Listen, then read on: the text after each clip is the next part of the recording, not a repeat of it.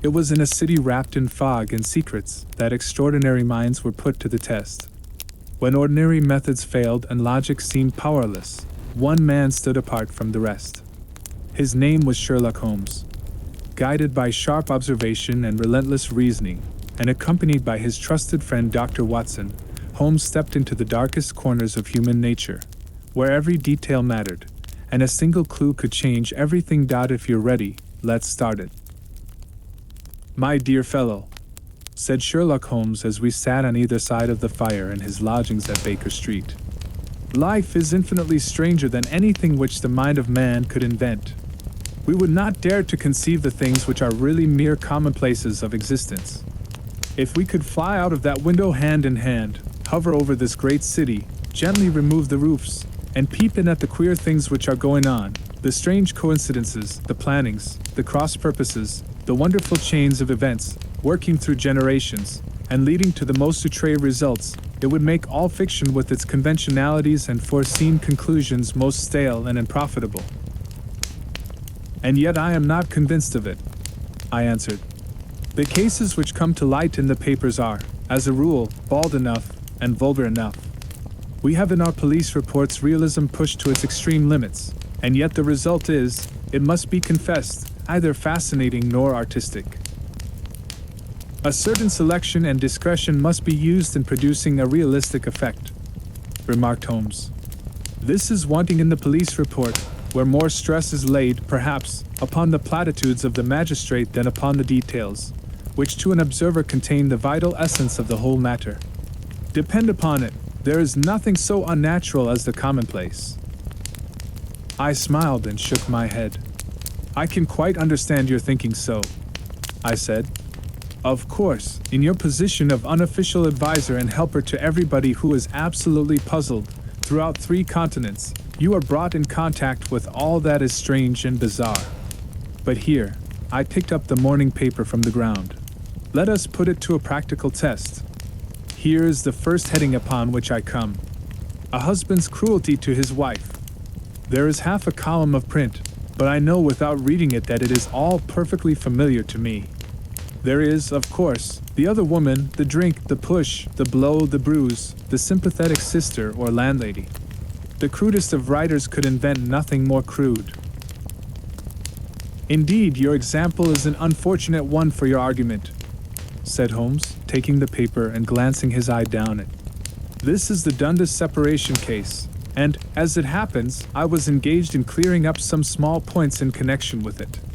The husband was a teetotaler, there was no other woman, and the conduct complained of was that he had drifted into the habit of winding up every meal by taking out his false teeth and hurling them at his wife, which, you will allow, is not an action likely to occur to the imagination of the average storyteller.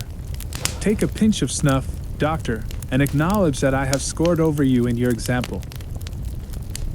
He held out his snuff box of old gold, with a great amethyst in the center of the lid. Its splendor was in such contrast to his homely ways and simple life that I could not help commenting upon it. Ah, said he, I forgot that I had not seen you for some weeks. It is a little souvenir from the King of Bohemia in return for my assistance in the case of the Irene Adler papers. And the ring? I asked, glancing at a remarkable brilliant which sparkled upon his finger. It was from the reigning family of Holland, though the matter in which I served them was of such delicacy that I cannot confide it even to you, who have been good enough to chronicle 1 or 2 of my little problems. And have you any on hand just now? I asked with interest. Some 10 or 12, but none which present any feature of interest. They are important, you understand, without being interesting. Indeed, I have found that it is usually in unimportant matters that there is a field for the observation, and for the quick analysis of cause and effect which gives the charm to an investigation. The larger crimes are apt to be the simpler, for the bigger the crime the more obvious, as a rule, is the motive. In these cases, save for one rather intricate matter which has been referred to me from Marseilles, there is nothing which presents any features of interest. It is possible, however, that I may have something better before very many minutes are over, for this is one of my clients, or I am much mistaken. He had risen from his chair and was standing between the parted blinds gazing down into the dull neutral-tinted London street. Looking over his shoulder, I saw that on the pavement opposite there stood a large woman with a heavy fur bow around her neck, and a large curling red feather in a broad-brimmed hat which was tilted in a coquettish Duchess of Devonshire fashion over her ear. From under this great panoply she peeped up in a nervous, hesitating fashion at our windows, while her body oscillated backward and forward, and her fingers fidgeted with her glove buttons. Suddenly, with a plunge, as of the swimmer who leaves the bank, she hurried across the road, and we heard the sharp clang of the bell. "I have seen those symptoms before," said Holmes, throwing his cigarette into the fire. "Oscillation upon the pavement always means an affaire de cœur. She would like advice, but is not sure that the matter is not too delicate for communication. And yet even here we may discriminate. When a woman has been seriously wronged by a man she no longer oscillates, and the usual symptom is a broken bell wire. Here we may take it that there is a love matter, but that the maiden is not so much angry as perplexed or grieved.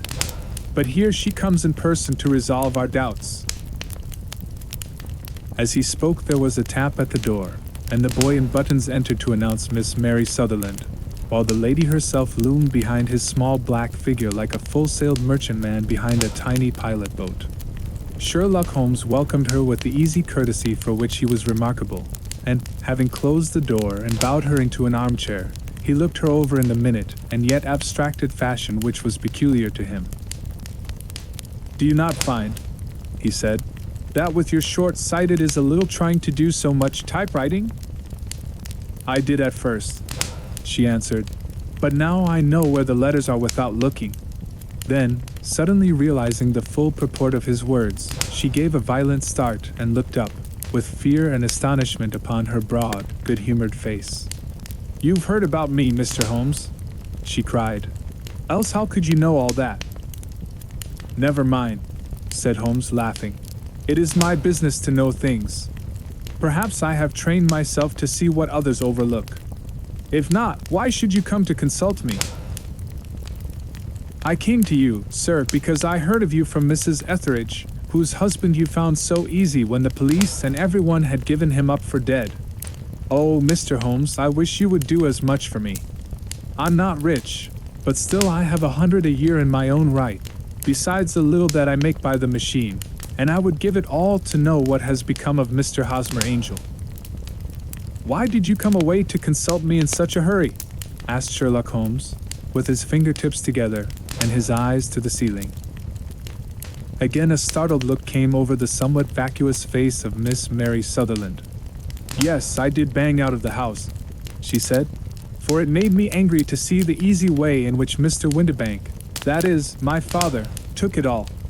He would not go to the police, and he would not go to you, and so at last, as he would do nothing and kept on saying that there was no harm done, it made me mad, and I just on with my things and came right away to you." "Your father," said Holmes. "Your stepfather, surely, since the name is different."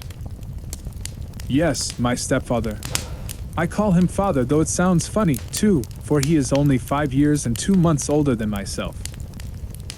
"And your mother is alive?" "Oh, yes, mother is alive and well. I wasn't best pleased, Mr. Holmes, when she married again so soon after father's death, and a man who was nearly 15 years younger than herself. Father was a plumber in the Tottenham Court Road, and he left a tidy business behind him, which mother carried on with Mr. Hardy, the foreman, but when Mr. Windibank came he made her sell the business, for he was very superior, being a traveller in wines. They got £4,700 for the goodwill and interest, which wasn't near as much as father could have got if he had been alive." I had expected to see Sherlock Holmes impatient under this rambling and inconsequential narrative, but on the contrary, he had listened with the greatest concentration of attention. "Your own little income," he asked, "does it come out of the business?" "Oh, no, sir. It is quite separate, and was left me by my Uncle Ned in Auckland. It is in New Zealand stock, paying 4.5%. £2,500 was the amount, but I can only touch the interest." You interest me extremely, said Holmes. And since you draw so large a sum as 100 a year, with what you earn into the bargain, you no doubt travel a little and indulge yourself in every way. I believe that a single lady can get on very nicely upon an income of about £60. I could do with much less than that, Mr. Holmes, but you understand that as long as I live at home I don't wish to be a burden to them, and so they have the use of the money just while I am staying with them. Of course, that is only just for the time. Mr. Windibank draws my interest every quarter and pays it over to Mother, and I find that I can do pretty well with what I earn at typewriting.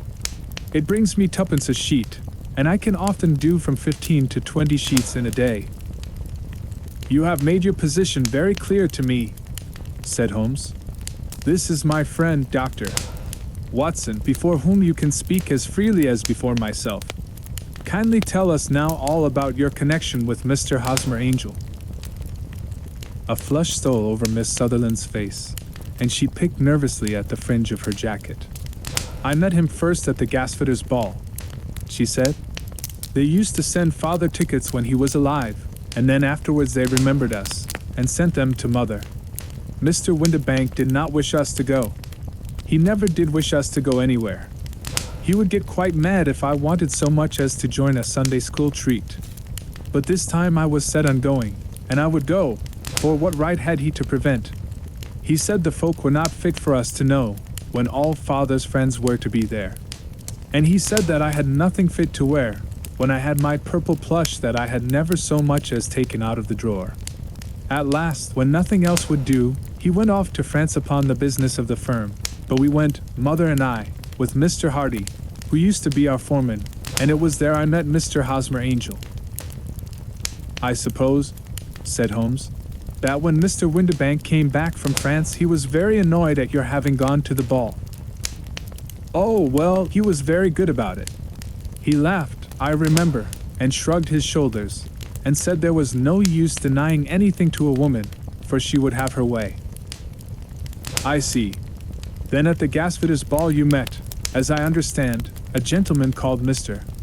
Hosmer Angel. Yes, sir. I met him that night, and he called next day to ask if we had got home all safe, and after that we met him. That is to say, Mr. Holmes, I met him twice for walks, but after that Father came back again, and Mr. Hosmer Angel could not come to the house any more. No? Well, you know Father didn't like anything of the sort. He wouldn't have any visitors if he could help it, and he used to say that a woman should be happy in her own family circle. But then, as I used to say to Mother, a woman wants her own circle to begin with, and I had not got mine yet. But how about Mr. Hosmer Angel? Did he make no attempt to see you? Well, Father was going off to France again in a week, and Hosmer wrote, and said that it would be safer and better not to see each other until he had gone. We could write in the meantime, and he used to write every day. I took the letters in the morning, so there was no need for Father to know. Were you engaged to the gentleman at this time? Oh, yes, Mr. Holmes. We were engaged after the first walk that we took. Hosmer, Mr. Angel, was a cashier in an office in Leadenhall Street, and... What office? That's the worst of it, Mr. Holmes, I don't know. Where did he live, then? He slept on the premises. And you don't know his address? No, except that it was Leadenhall Street. Where did you address your letters, then? To the Leadenhall Street post office, to be left till called for. He said that if they were sent to the office he would be chaffed by all the other clerks about having letters from a lady, so I offered to typewrite them, like he did his. But he wouldn't have that, for he said that when I wrote them they seemed to come from me, but when they were typewritten he always felt that the machine had come between us. That will just show you how fond he was of me, Mr. Holmes, and the little things that he would think of. It was most suggestive, said Holmes. It has long been an axiom of mine that the little things are infinitely the most important. Can you remember any other little things about Mr. Hosmer Angel? He was a very shy man, Mr. Holmes. He would rather walk with me in the evening than in the daylight, for he said that he hated to be conspicuous. Very retiring and gentlemanly he was. Even his voice was gentle. He'd had the quinsy and swollen glands when he was young, he told me, and it had left him with a weak throat and a hesitating, whispering fashion of speech. He was always well dressed, very neat and plain, but his eyes were weak, just as mine are, and he wore tinted glasses against the glare. Well, and what happened when Mr. Windibank, your stepfather, returned to France? Mr. Hosmer Angel came to the house again and proposed that we should marry before father came back. He was in dreadful earnest and made me swear, with my hands on the testament, that whatever happened I would always be true to him. Mother said he was quite right to make me swear, and that it was a sign of his passion. Mother was all in his favor from the first, and was even fonder of him than I was. Then, when they talked of marrying within the week, I began to ask about father, but they both said never to mind about father, but just to tell him afterwards, and mother said she would make it all right with him. I didn't quite like that, Mr. Holmes. It seemed funny that I should ask his leave, as he was only a few years older than me, but I didn't want to do anything on the sly, so I wrote to father at Bordeaux, where the company has its French offices, but the letter came back to me on the very morning of the wedding. It missed him then? Yes, sir, for he had started to England just before it arrived. Ha! That was unfortunate. Your wedding was arranged then for the Friday. Was it to be in church? Yes, sir, but very quietly. It was to be at St. Saviour's, near King's Cross, and we were to have breakfast afterwards at the St. Pancras Hotel. Hosmer came for us in a hansom, but as there were two of us he put us both into it, and stepped himself into a four-wheeler, which happened to be the only other cab in the street. We got to the church first, and when the four-wheeler drove up we waited for him to step out, but he never did, and when the cabman got down from the box and looked there was no one there. The cabman said that he could not imagine what had become of him, for he had seen him get in with his own eyes. That was last Friday, Mr. Holmes, and I have never seen or heard anything since then to throw any light upon what became of him. It seems to me that you have been very shamefully treated, said Holmes. Oh, no, sir. He was too good and kind to leave me so. Why, all the morning he was saying to me that, whatever happened, I was to be true, and that even if something quite unforeseen occurred to separate us, I was always to remember that I was pledged to him, and that he would claim his pledge sooner or later. It seems strange talk for a wedding morning, but what has happened since gives a meaning to it. Most certainly it does. Your own opinion is, then, that some unforeseen catastrophe has occurred to him? Yes, sir. I believe that he foresaw some danger, or else he would not have talked so. And then I think that what he foresaw happened. But you have no notion as to what it could have been. None. One more question. How did your mother take the matter? She was angry, and said that I was never to speak of the matter again. And your father? Did you tell him? Yes, and he seemed to think, with me, that something had happened, and that I should hear of Hosmer again. As he said, what interest could anyone have in bringing me to the doors of the church, and then leaving me? Now, if he had borrowed my money, or if he had married me and got my money settled on him, there might be some reason, but Hosmer was very independent about money and never would look at a shilling of mine. And yet, what could have happened? And why could he not write? Oh, it drives me half mad to think of it, and I can't sleep a wink at night. She pulled a little handkerchief out of her muff and began to sob heavily into it. I shall glance into the case for you, said Holmes, rising, and I have no doubt that we shall reach some definite result. Let the weight of the matter rest upon me now, and do not let your mind dwell upon it further. Above all, try to let Mr. Hosmer Angel vanish from your memory, as he has done from your life. Then you don't think I'll see him again? I fear not. Then what has happened to him? You will leave that question in my hands. I should like an accurate description of him and any letters of his which you can spare. I advertised for him in last Saturday's Chronicle, said she. Here is the slip, and here are 4 letters from him. Thank you. And your address? Number 31 Lyon Place, Camberwell. Mr. Angel's address you never had, I understand. Where is your father's place of business? He travels for Westhouse and Marbank, the great claret importers of Fenchurch Street. Thank you. You have made your statement very clearly. You will leave the papers here, and remember the advice which I have given you. Let the whole incident be a sealed book, and do not allow it to affect your life. You are very kind, Mr. Holmes, but I cannot do that. I shall be true to Hosmer. He shall find me ready when he comes back. For all the preposterous hat and the vacuous face, there was something noble in the simple faith of our visitor which compelled our respect. She laid her little bundle of papers upon the table and went her way, with a promise to come again whenever she might be summoned. Sherlock Holmes sat silent for a few minutes with his fingertips still pressed together, his legs stretched out in front of him, and his gaze directed upward to the ceiling.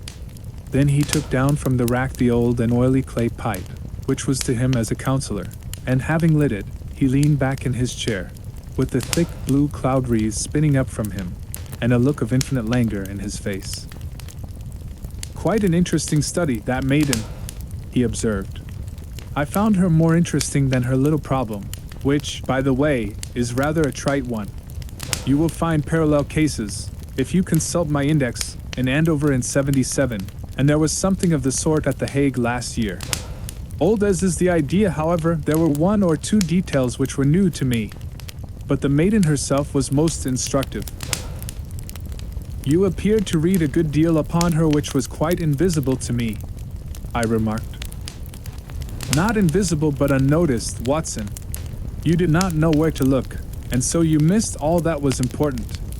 I can never bring you to realize the importance of sleeves, the suggestiveness of thumbnails, or the great issues that may hang from a bootlace. Now, what did you gather from that woman's appearance? Describe it. Well, she had a slate-colored, broad-brimmed straw hat, with a feather of a brickish red. Her jacket was black, with black beads sewn upon it, and a fringe of little black jet ornaments. Her dress was brown, rather darker than coffee color, with a little purple plush at the neck and sleeves. Her gloves were grayish and were worn through at the right forefinger. Her boots I didn't observe. She had small round, hanging gold earrings, and a general air of being fairly well-to-do in a vulgar, comfortable, easy-going way. Sherlock Holmes clapped his hands softly together and chuckled. "'Pon my word, Watson, you are coming along wonderfully.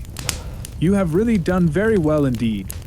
It is true that you have missed everything of importance, but you have hit upon the method, and you have a quick eye for color. Never trust to general impressions, my boy, but concentrate yourself upon details.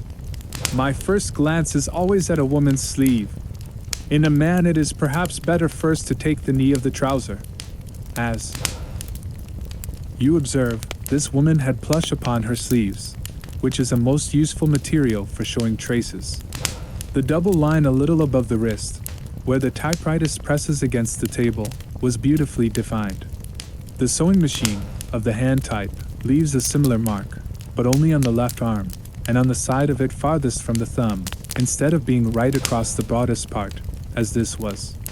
I then glanced at her face, and observing the dint of a pince-nez at either side of her nose, I ventured a remark upon short sight and typewriting, which seemed to surprise her.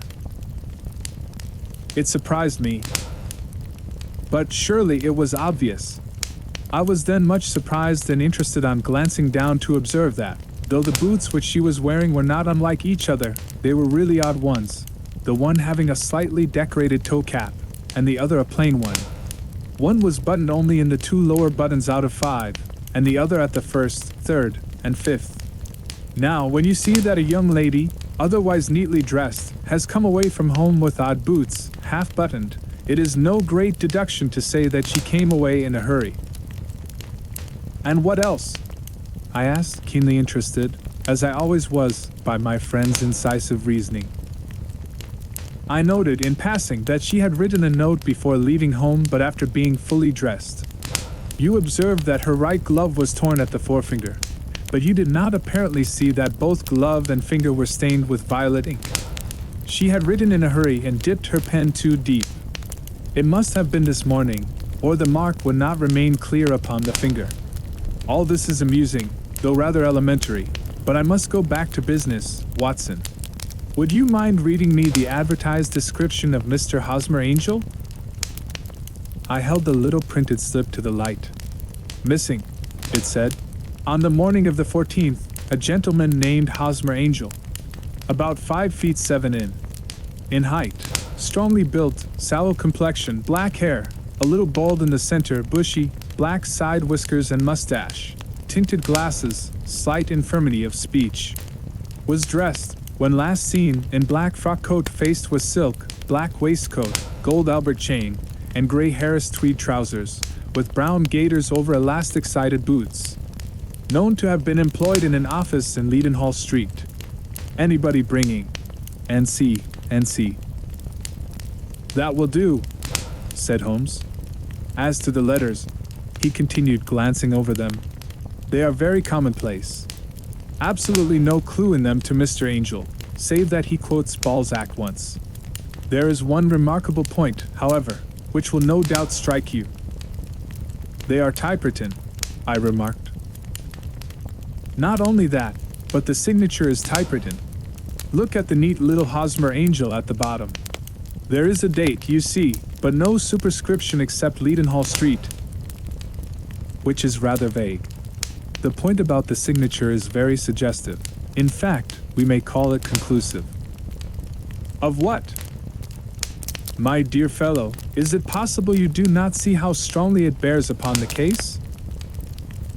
I cannot say that I do, unless it were that he wished to be able to deny his signature if an action for breach of promise were instituted. No, that was not the point. However, I shall write 2 letters, which should settle the matter. One is to a firm in the city, the other is to the young lady's stepfather, Mr. Windibank, asking him whether he could meet us here at 6 o'clock tomorrow evening. It is just as well that we should do business with the male relatives. And now, Doctor, we can do nothing until the answers to those letters come, so we may put our little problem upon the shelf for the interim. I had had so many reasons to believe in my friend's subtle powers of reasoning and extraordinary energy in action that I felt that he must have some solid grounds for the assured and easy demeanor with which he treated the singular mystery which he had been called upon to fathom. Once only had I known him to fail, in the case of the King of Bohemia and of the Irene Adler photograph. But when I looked back to the weird business of the sign of 4, and the extraordinary circumstances connected with the study in scarlet, I felt that it would be a strange tangle indeed which he could not unravel. I left him then, still puffing at his black clay pipe, with the conviction that when I came again on the next evening I would find that he held in his hands all the clues which would lead up to the identity of the disappearing bridegroom of Miss Mary Sutherland.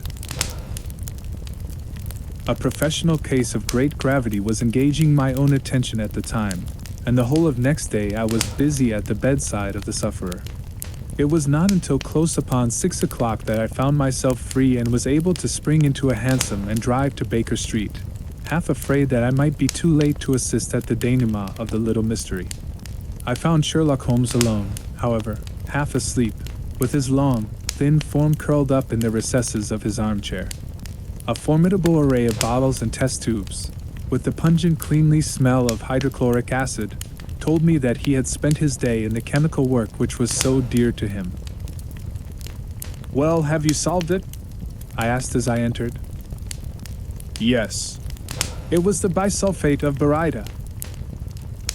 No, the mystery," I cried. "Oh, that! I thought of the salt that I have been working upon. There was never any mystery in the matter, though, as I said yesterday, some of the details are of interest. The only drawback is that there is no law, I fear, that can touch the scoundrel. Who was he, then, and what was his object in deserting Miss Sutherland?" The question was hardly out of my mouth, and Holmes had not yet opened his lips to reply, when we heard a heavy footfall in the passage and a tap at the door. "This is the girl's stepfather, Mr. James Windibank," said Holmes. "He has written to me to say that he would be here at 6. Come in." The man who entered was a sturdy, middle-sized fellow, some 30 years of age, clean-shaven and sallow-skinned, with a bland, insinuating manner, and a pair of wonderfully sharp and penetrating gray eyes. He shot a questioning glance at each of us, placed his shiny top hat upon the sideboard, and with a slight bow sidled down into the nearest chair. "Good evening, Mr. James Windibank," said Holmes. "I think that this typewritten letter is from you, in which you made an appointment with me for 6 o'clock?" "Yes, sir. I am afraid that I am a little late, but I am not quite my own master, you know. I am sorry that Miss Sutherland has troubled you about this little matter, for I think it is far better not to wash linen of the sort in public. It was quite against my wishes that she came, but she is a very excitable, impulsive girl, as you may have noticed, and she is not easily controlled when she has made up her mind on a point. Of course, I did not mind you so much, as you are not connected with the official police, but it is not pleasant to have a family misfortune like this noised abroad. Besides, it is a useless expense, for how could you possibly find this Hosmer angel?" "On the contrary," said Holmes quietly, "I have every reason to believe that I will succeed in discovering Mr. Hosmer Angel." Mr. Windibank gave a violent start and dropped his gloves. "I am delighted to hear it," he said. "It is a curious thing," remarked Holmes, "that a typewriter has really quite as much individuality as a man's handwriting. Unless they are quite new, no two of them write exactly alike. Some letters get more worn than others, and some wear only on one side. Now, you remark in this note of yours, Mr. Windibank, that in every case there is some little slurring over of the E, and a slight defect in the tail of the R. There are 14 other characteristics, but those are the more obvious. We do all our correspondence with this machine at the office, and no doubt it is a little worn," our visitor answered, glancing keenly at Holmes with his bright little eyes. "And now I will show you what is really a very interesting study, Mr. Windibank," Holmes continued. "I think of writing another little monograph some of these days on the typewriter and its relation to crime. It is a subject to which I have devoted some little attention. I have here 4 letters which purport to come from the missing man. They are all typewritten. In each case, not only are the E's slurred and the R's tailless, but you will observe, if you care to use my magnifying lens, that the 14 other characteristics to which I have alluded are there as well." Mr. Windibank sprang out of his chair and picked up his hat. "I cannot waste time over this sort of fantastic talk, Mr. Holmes," he said. "If you can catch the man, catch him, and let me know when you have done it." "Certainly," said Holmes, stepping over and turning the key in the door. "I let you know, then, that I have caught him." "What? Where?" shouted Mr. Windibank, turning white to his lips and glancing about him like a rat in a trap. "Oh, it won't do, really it won't," said Holmes suavely. "There is no possible getting out of it, Mr. Windibank. It is quite too transparent, and it was a very bad compliment when you said that it was impossible for me to solve so simple a question. That's right. Sit down and let us talk it over."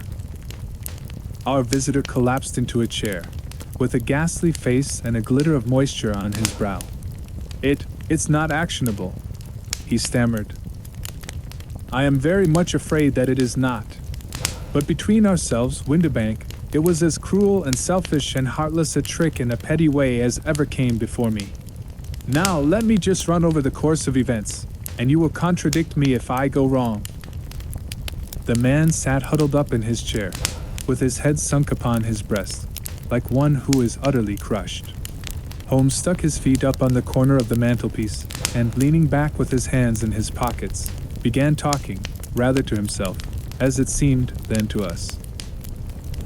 "The man married a woman very much older than himself for her money," said he, "and he enjoyed the use of the money of the daughter as long as she lived with them.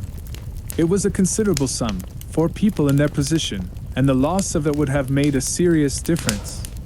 It was worth an effort to preserve it. The daughter was of a good, amiable disposition, but affectionate and warm-hearted in her ways, so that it was evident that with her fair personal advantages, and her little income, she would not be allowed to remain single long. Now her marriage would mean, of course, the loss of 100 a year. So what does her stepfather do to prevent it?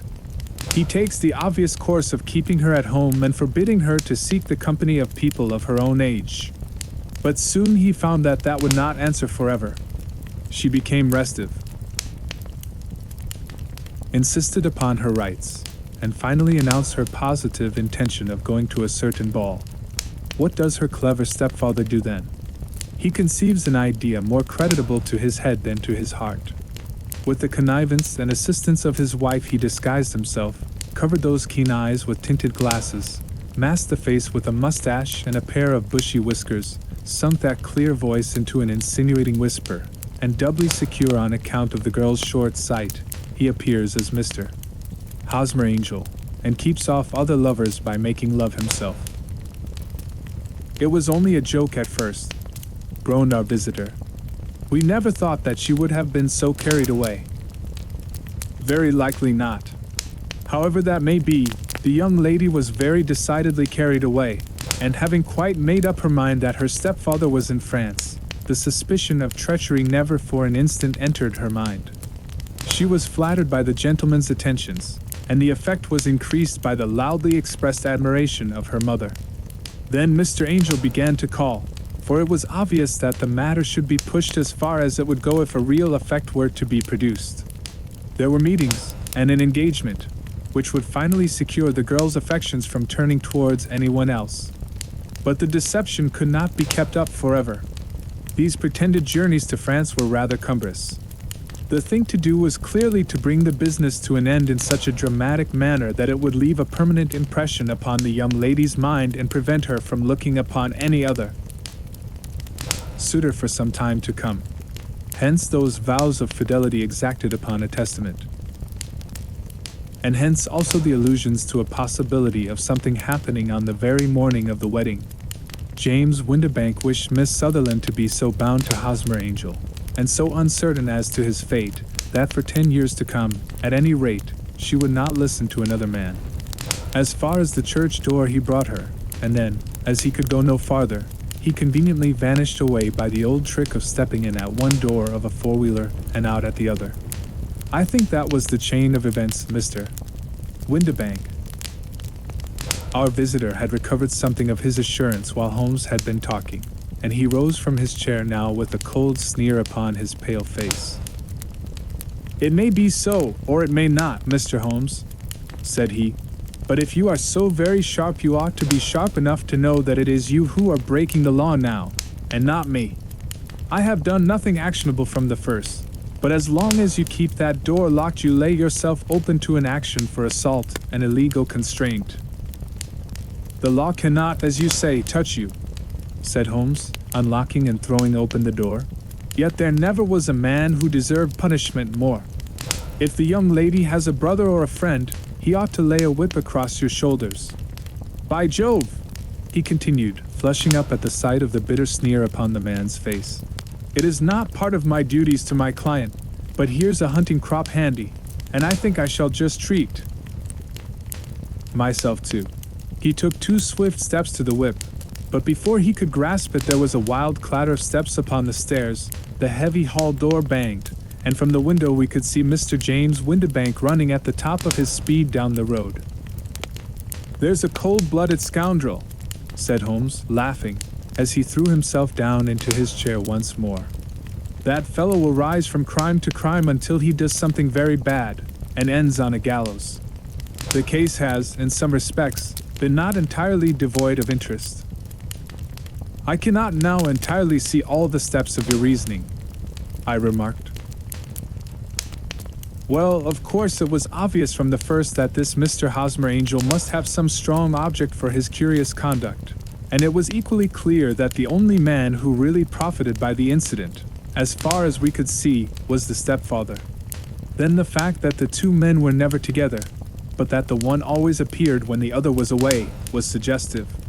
So were the tinted spectacles and the curious voice, which both hinted at a disguise, as did the bushy whiskers. My suspicions were all confirmed by his peculiar action in typewriting his signature, which, of course, inferred that his handwriting was so familiar to her that she would recognize even the smallest sample of it. You see, all these isolated facts, together with many minor ones, all pointed in the same direction. And how did you verify them? Having once spotted my man, it was easy to get corroboration. I knew the firm for which this man worked. Having taken the printed description, I eliminated everything from it which could be the result of a disguise: the whiskers, the glasses, the voice, and I sent it to the firm, with a request that they would inform me whether it answered to the description of any of their travelers. I had already noticed the peculiarities of the typewriter, and I wrote to the man himself at his business address asking him if he would come here. As I expected, his reply was typewritten and revealed the same trivial but characteristic defects.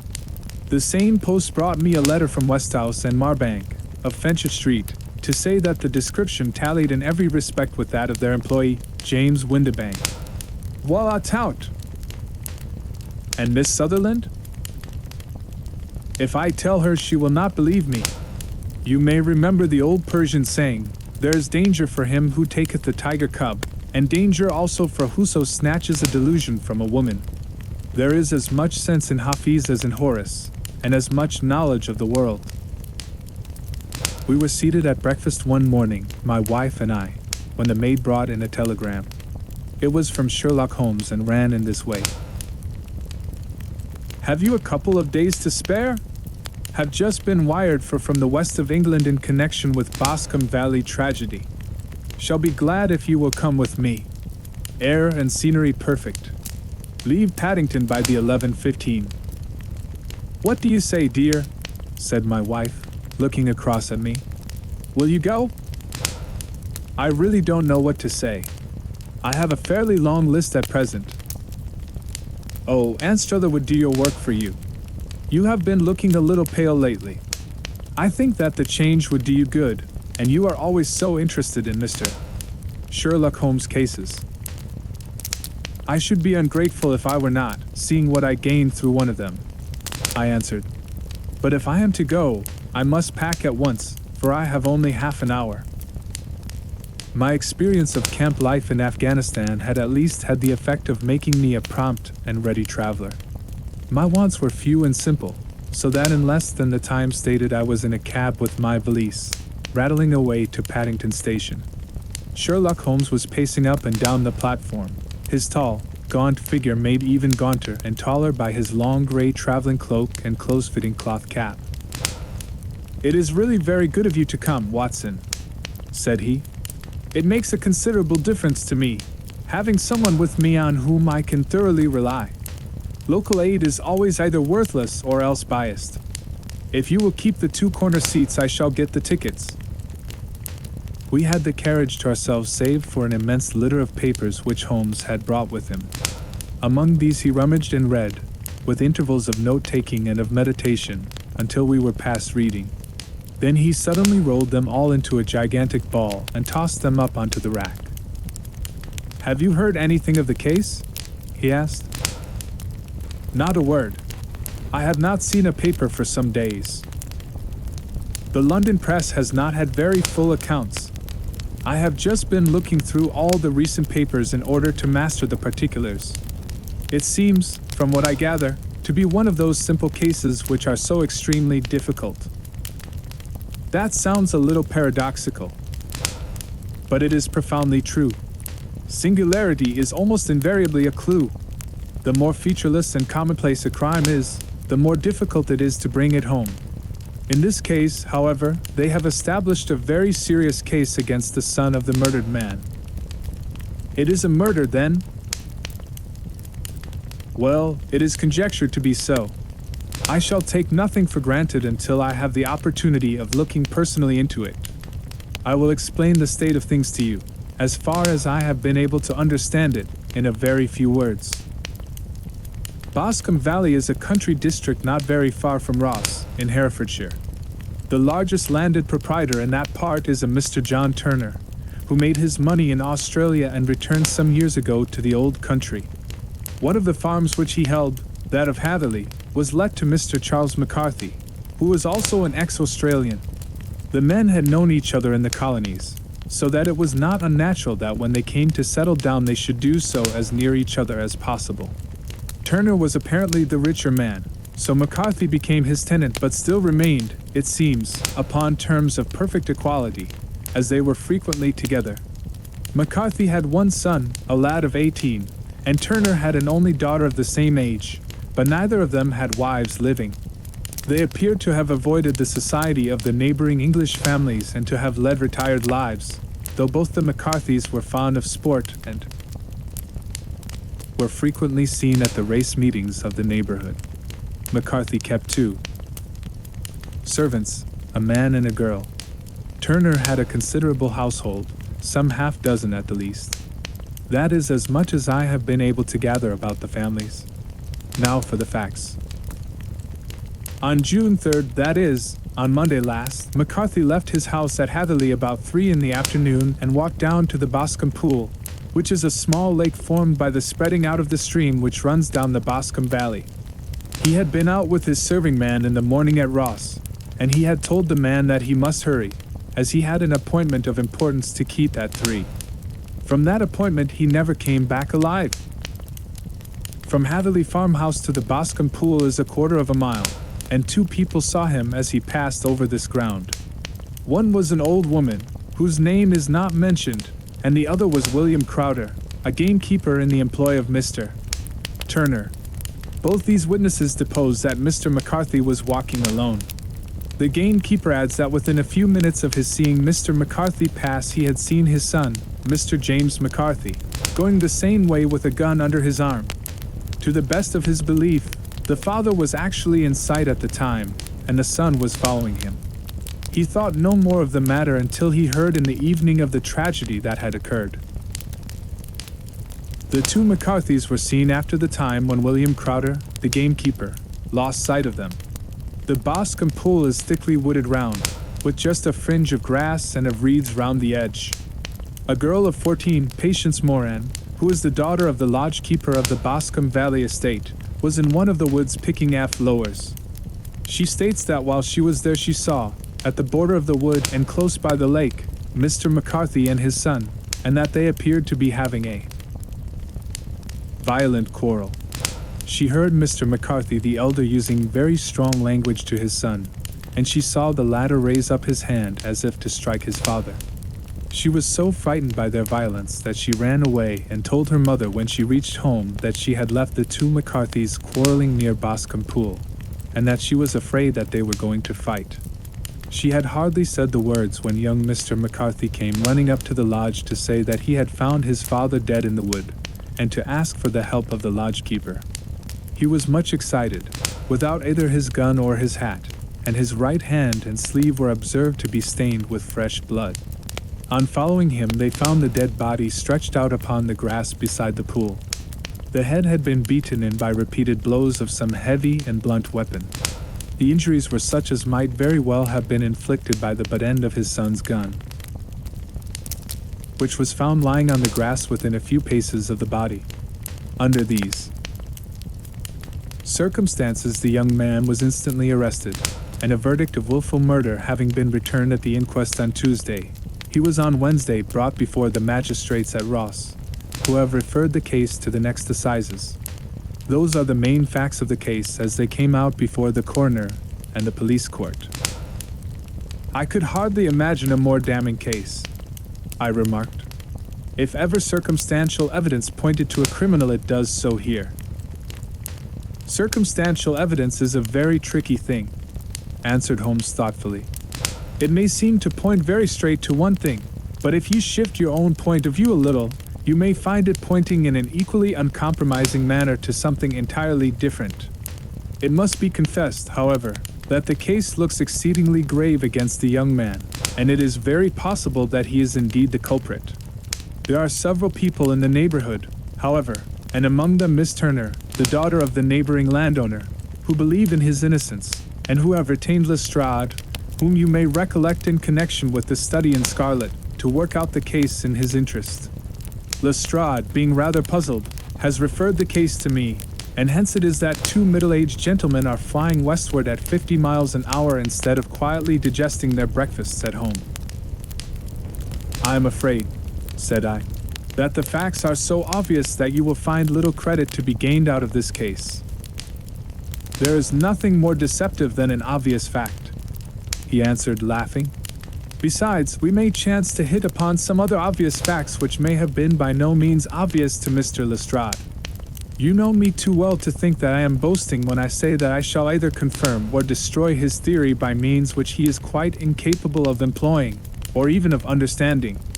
To take the first example to hand, I very clearly perceive that in your bedroom the window is upon the right-hand side, and yet I question whether Mr. Lestrade would have noted even so self-evident a thing as that. How on earth? My dear fellow, I know you well. I know the military neatness which characterizes you. You shave every morning, and in this season you shave by the sunlight. But since your shaving is less and less complete as we get farther back on the left side, until it becomes positively slovenly as we get round the angle of the jaw, it is surely very clear that that side is less illuminated than the other. I could not imagine a man of your habits looking at himself in an equal light and being satisfied with such a result.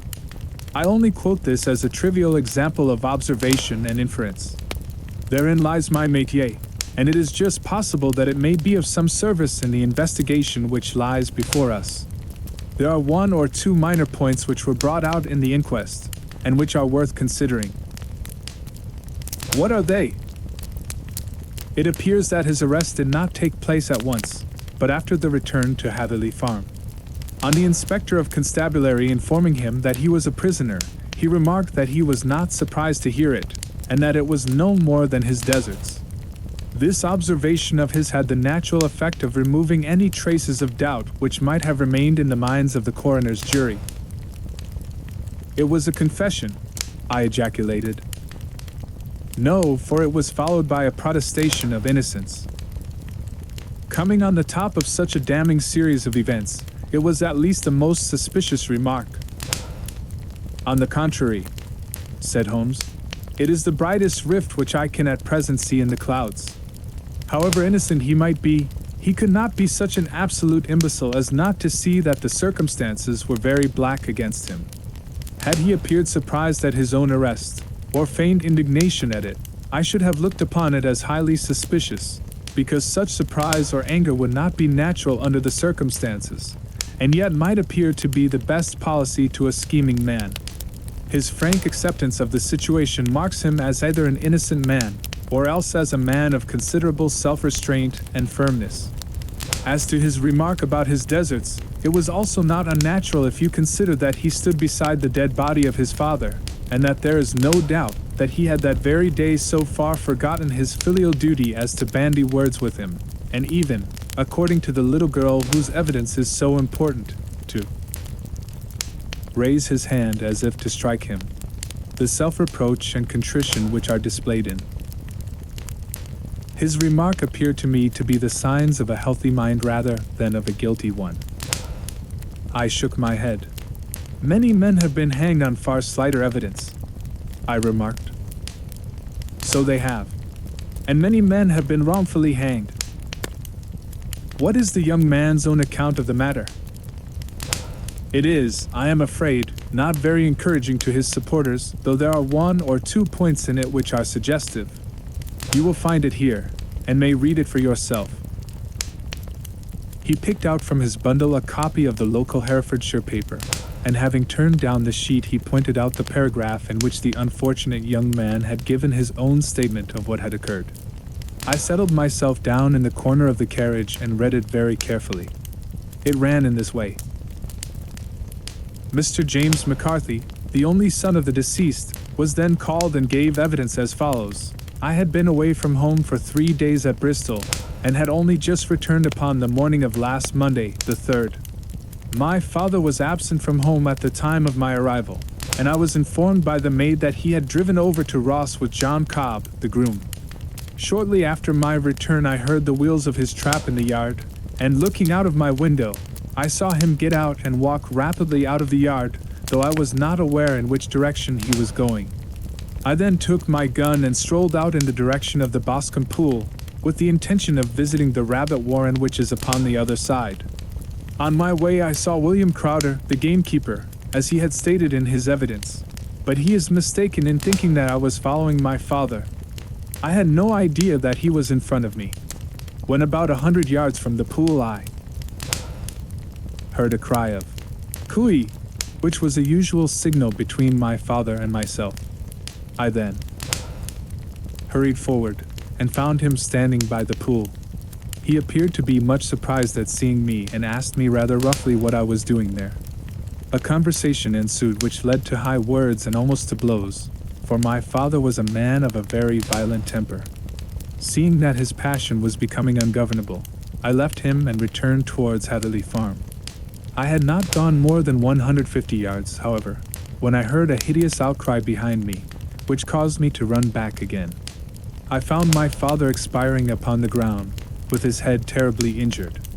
I dropped my gun and held him in my arms, but he almost instantly expired. I knelt beside him for some minutes, and then made my way to Mr. Turner's lodgekeeper, his house being the nearest, to ask for assistance. I saw no one near my father when I returned, and I have no idea how he came by his injuries. He was not a popular man, being somewhat cold and forbidding in his manners, but he had, as far as I know, no active enemies. I know nothing further of the matter. The coroner, did your father make any statement to you before he died? Witness, he mumbled a few words, but I could only catch some allusion to a rat. The coroner, what did you understand by that? Witness, it conveyed no meaning to me. I thought that he was delirious. The coroner, what was the point upon which you and your father had this final quarrel? Witness, I should prefer not to answer. The coroner, I am afraid that I must press it. Witness, it is really impossible for me to tell you. I can assure you that it has nothing to do with the sad tragedy which followed. The coroner, that is for the court to decide. I need not point out to you that your refusal to answer will prejudice your case considerably in any future proceedings which may arise. Witness, I must still refuse. The coroner, I understand that the cry of "Cooey" was a common signal between you and your father? Witness, it was. The coroner, how was it then that he uttered it before he saw you, and before he even knew that you had returned from Bristol? Witness, with considerable confusion, I do not know. A juryman, did you see nothing which aroused your suspicions when you returned on hearing the cry and found your father fatally injured? Witness, nothing definite. The coroner, what do you mean? Witness, I was so disturbed and excited as I rushed out into the open that I could think of nothing except of my father. Yet I have a vague impression that as I ran forward something lay upon the ground to the left of me. It seemed to me to be something gray in color, a coat of some sort, or a plaid perhaps. When I rose from my father I looked round for it, but it was gone. Do you mean that it disappeared before you went for help? Yes, it was gone. You cannot say what it was? No, I had a feeling something was there.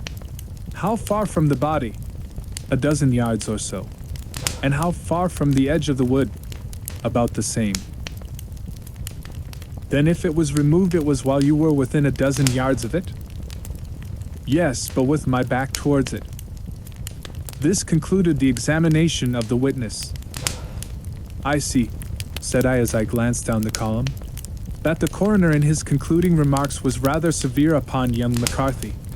He calls attention, and with reason, to the discrepancy about his father having signaled to him before seeing him, also to his refusal to give details of his conversation with his father, and his singular account of his father's dying words. They are all, as he remarks, very much against the son. Holmes laughed softly to himself, and stretched himself out upon the cushioned seat. Both you and the coroner have been at some pains, said he, to single out the very strongest points in the young man's favor. Don't you see that you alternately give him credit for having too much imagination and too little? Too little, if he could not invent a cause of quarrel which would give him the sympathy of the jury. Too much, if he evolved from his own inner consciousness anything so outre as a dying reference to a rat, and the incident of the vanishing cloth. No, sir, I shall approach this case from the point of view that what this young man says is true, and we shall see whither that hypothesis will lead us. And now here is my pocket Petrarch, and not another word shall I say of this case until we are on the scene of action. We lunch at Swindon, and I see that we shall be there in 20 minutes. It was nearly 4 o'clock when we at last, after passing through the beautiful Stroud Valley, and over the broad gleaming Severn, found ourselves at the pretty little country town of Ross. A lean, ferret-like man, furtive and sly-looking, was waiting for us upon the platform. In spite of the light brown dust coat and leather leggings which he wore in deference to his rustic surroundings, I had no difficulty in recognizing Lestrade, of Scotland Yard. With him we drove to the Hereford Arms, where a room had already been engaged for us. "I have ordered a carriage," said Lestrade as we sat over a cup of tea. "I knew your energetic nature, and that you would not be happy until you had been on the scene of the crime." "It was very nice and complimentary of you," Holmes answered. "It is entirely a question of barometric pressure." Lestrade looked startled. "I do not quite follow," he said. "How is the glass?" 29, I see. No wind, and not a cloud in the sky. I have a case full of cigarettes here which needs smoking, and the sofa is very much superior to the usual country hotel abomination. I do not think that it is probable that I shall use the carriage tonight." Lestrade laughed indulgently. "You have, no doubt, already formed your conclusions from the newspapers," he said. "The case is as plain as a pikestaff, and the more one goes into it the plainer it becomes. Still, of course, one can't refuse a lady, and such a very positive one, too. She has heard of you, and would have your opinion, though I repeatedly told her that there was nothing which you could do which I had not already done. Why, bless my soul! Here is her carriage at the door." He had hardly spoken before there rushed into the room one of the most lovely young women that I have ever seen in my life. Her violet eyes shining, her lips parted, a pink flush upon her cheeks, all thought of her natural reserve lost in her overpowering excitement and concern. "Oh, Mr. Sherlock Holmes," she cried, glancing from one to the other of us, and finally, with a woman's quick intuition, fastening upon my companion. "I am so glad that you have come. I have driven down to tell you so. I know that James didn't do it. I know it, and I want you to start upon your work knowing it too. Never let yourself doubt upon that point. We have known each other since we were little children, and I know his faults as no one else does, but he is too tender-hearted to hurt a fly. Such a charge is absurd to anyone who really knows him." "I hope we may clear him, Miss Turner," said Sherlock Holmes. "You may rely upon my doing all that I can." "But you have read the evidence. You have formed some conclusion? Do you not see some loophole, some flaw? Do you not yourself think that he is innocent?" "I think that it is very probable." "There, now!" she cried, throwing back her head and looking defiantly at Lestrade. "You hear? He gives me hopes." Lestrade shrugged his shoulders. "I am afraid that my colleague has been a little quick in forming his conclusions," he said. "But he is right. Oh, I know that he is right. James never did it. And about his quarrel with his father, I am sure that the reason why he would not speak about it to the coroner was because I was concerned in it." "In what way?" asked Holmes. "It is no time for me to hide anything. James and his father had many disagreements about me. Mr. McCarthy was very anxious that there should be a marriage between us. James and I have always loved each other as brother and sister, but of course he is young and has seen very little of life yet, and well, he naturally did not wish to do anything like that yet. So there were quarrels, and this, I am sure, was one of them." "And your father?" asked Holmes. "Was he in favor of such a union?" "No, he was averse to it also. No one but Mr. McCarthy was in favor of it. A quick blush passed over her fresh young face as Holmes shot one of his keen, questioning glances at her. "Thank you for this information," said he. "May I see your father if I call tomorrow?" "I am afraid the doctor won't allow it." "The doctor?" "Yes, have you not heard? Poor father has never been strong for years back, but this has broken him down completely. He has taken to his bed, and Dr. Willows says that he is a wreck and that his nervous system is shattered. Mr. McCarthy was the only man alive who had known Dad in the old days in Victoria." "Ha! In Victoria? That is important." "Yes, at the mines." "Quite so, at the gold mines, where, as I understand, Mr. Turner made his money." "Yes, certainly. Thank you, Miss Turner. You have been of material assistance to me. You will tell me if you have any news tomorrow. No doubt you will go to the prison too." "See James? Oh, if you do, Mr. Holmes, do tell him that I know him to be innocent."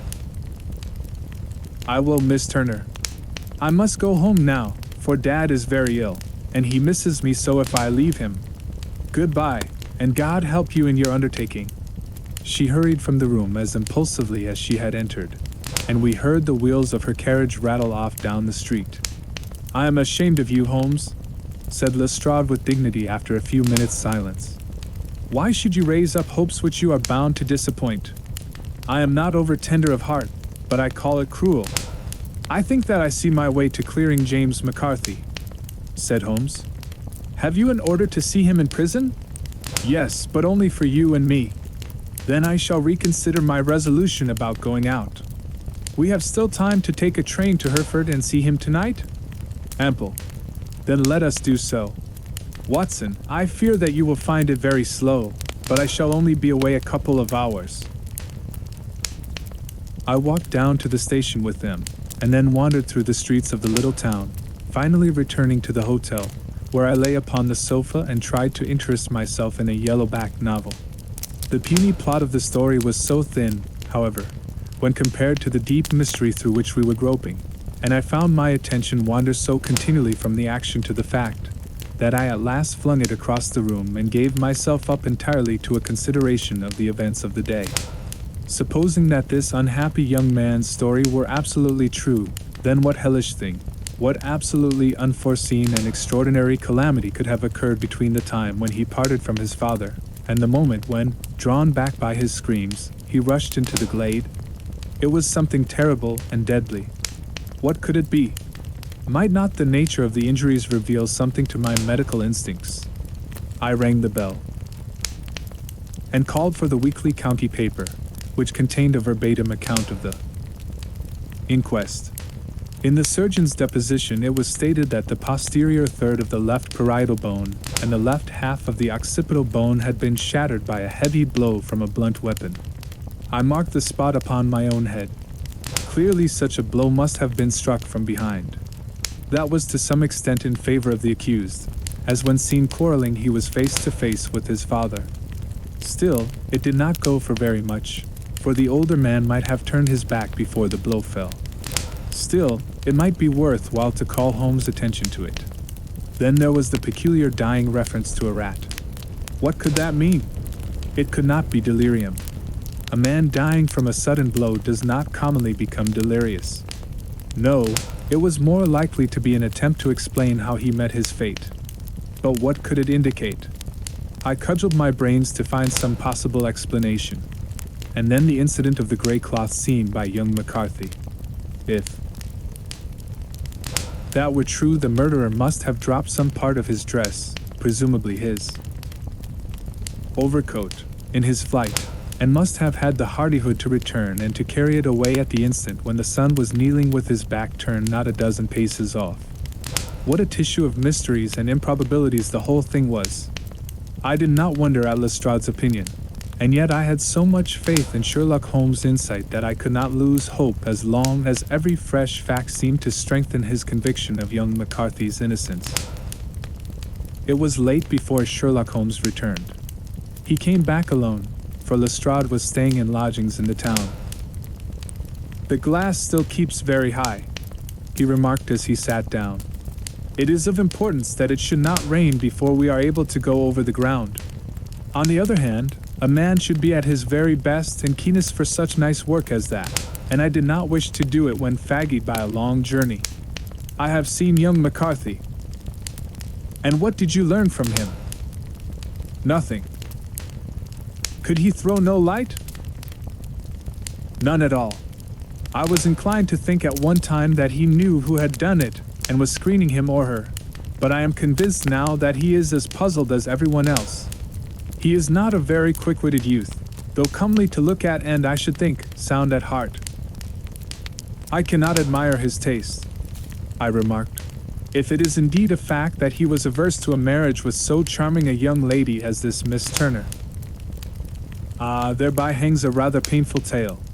This fellow is madly, insanely, in love with her, but some 2 years ago, when he was only a lad, and before he really knew her, for she had been away 5 years at a boarding school, what does the idiot do but get into the clutches of a barmaid in Bristol and marry her at a registry office? No one knows a word of the matter, but you can imagine how maddening it must be to him to be upbraided for not doing what he would give his very eyes to do, but what he knows to be absolutely impossible.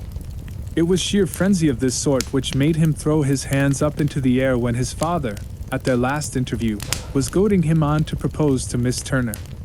On the other hand, he had no means of supporting himself, and his father, who was by all accounts a very hard man, would have thrown him over utterly had he known the truth. It was with his barmaid wife that he had spent the last 3 days in Bristol, and his father did not know where he was. Mark that point. It is of importance. Good has come out of evil, however, for the barmaid, finding from the papers that he is in serious trouble and likely to be hanged, has thrown him over utterly and has written to him to say that she has a husband already in the Bermuda dockyard, so that there is really no tie between them. I think that that bit of news has consoled young McCarthy for all that he has suffered. But if he is innocent, who has done it? Who?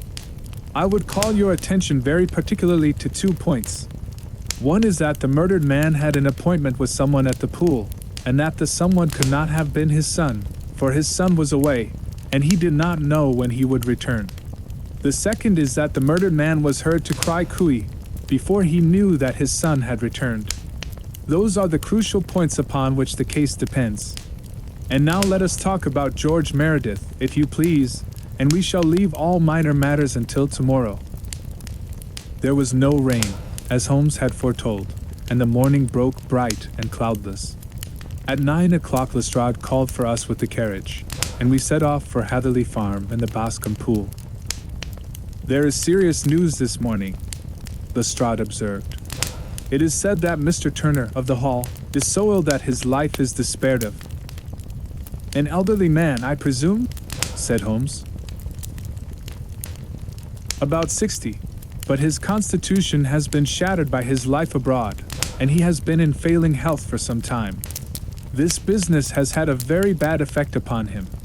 He was an old friend of McCarthy's, and I may add, a great benefactor to him, for I have learned that he gave him Hatherley Farm rent-free. Indeed, that is interesting, said Holmes. Oh, yes. In 100 other ways he has helped him. Everybody about here speaks of his kindness to him. Really? Does it not strike you as a little singular that this McCarthy, who appears to have had little of his own, and to have been under such obligations to Turner, should still talk of marrying his son to Turner's daughter, who is, presumably, heiress to the estate, and that in such a very cocksure manner, as if it were merely a case of a proposal and all else would follow? It is the more strange since we know that Turner himself was averse to the idea. The daughter told us as much. Do you not deduce something from that? We have got to the deductions and the inferences, said Lestrade, winking at me. I find it hard enough to tackle facts, Holmes, without flying away after theories and fancies. You are right, said Holmes demurely. You do find it very hard to tackle the facts. Anyhow, I have grasped one fact which you seem to find it difficult to get hold of, replied Lestrade with some warmth. And that is... That McCarthy Sr. met his death from McCarthy Jr., and that all theories to the contrary are the merest moonshine." "Well, moonshine is a brighter thing than fog," said Holmes, laughing. "But I am very much mistaken if this is not Heatherley Farm upon the left." "Yes, that is it." It was a widespread, comfortable-looking building, two-storied, slate-roofed, with great yellow blotches of lichen upon the gray walls. The drawn blinds and the smokeless chimneys, however, gave it a stricken look, as though the weight of this horror still lay heavy upon it. We called at the door, when the maid, at Holmes' request, showed us the boots which her master wore at the time of his death, and also a pair of the son's, though not the pair which he had then had.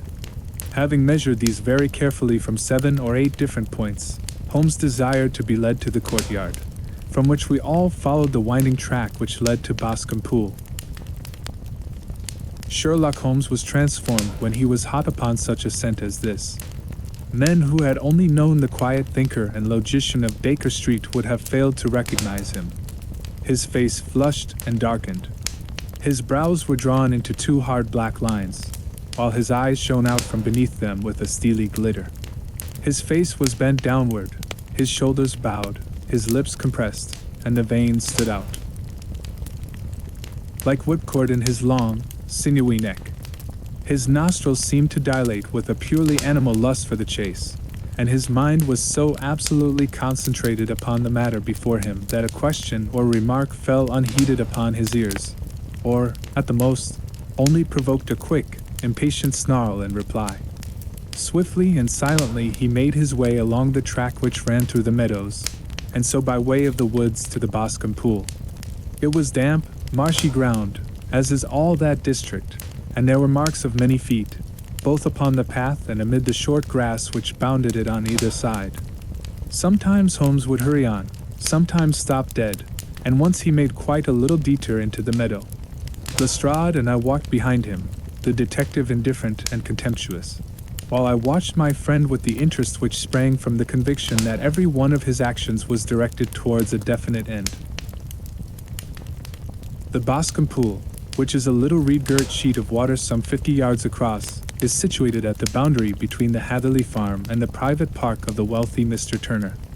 Above the woods which lined it upon the farther side we could see the red, jutting pinnacles which marked the site of the rich landowner's dwelling. On the Heatherley side of the pool the woods grew very thick, and there was a narrow belt of sodden grass 20 paces across between the edge of the trees and the reeds which lined the lake. Lestrade showed us the exact spot at which the body had been found, and indeed, so moist was the ground, that I could plainly see the traces which had been left by the fall of the stricken man. To Holmes, as I could see by his eager face and peering eyes, very many other things were to be read upon the trampled grass. He ran round, like a dog who is picking up a scent, and then turned upon my companion. "What did you go into the pool for?" he asked. "I fished about with a rake. I thought there might be some weapon or other trace. But how on earth—" "Oh, tut, tut! I have no time. That left foot of yours with its inward twist is all over the place. A mole could trace it, and there it vanishes among the reeds. Oh, how simple it would all have been had I been here before they came like a herd of buffalo and wallowed all over it. Here is where the party with the lodgekeeper came, and they have covered all tracks for 6 or 8 feet round the body. But here are 3 separate tracks of the same feet." He drew out a lens and lay down upon his waterproof to have a better view, talking all the time rather to himself than to us. "These are young McCarthy's feet. Twice he was walking, and once he ran swiftly, so that the soles are deeply marked and the heels hardly visible. That bears out his story. He ran when he saw his father on the ground. Then here are the father's feet as he paced up and down. What is this, then? It is the butt end of the gun as the son stood listening. And this? Ha ha! What have we here? Tiptoes. Tiptoes. Square, too, quite unusual boots. They come, they go, they come.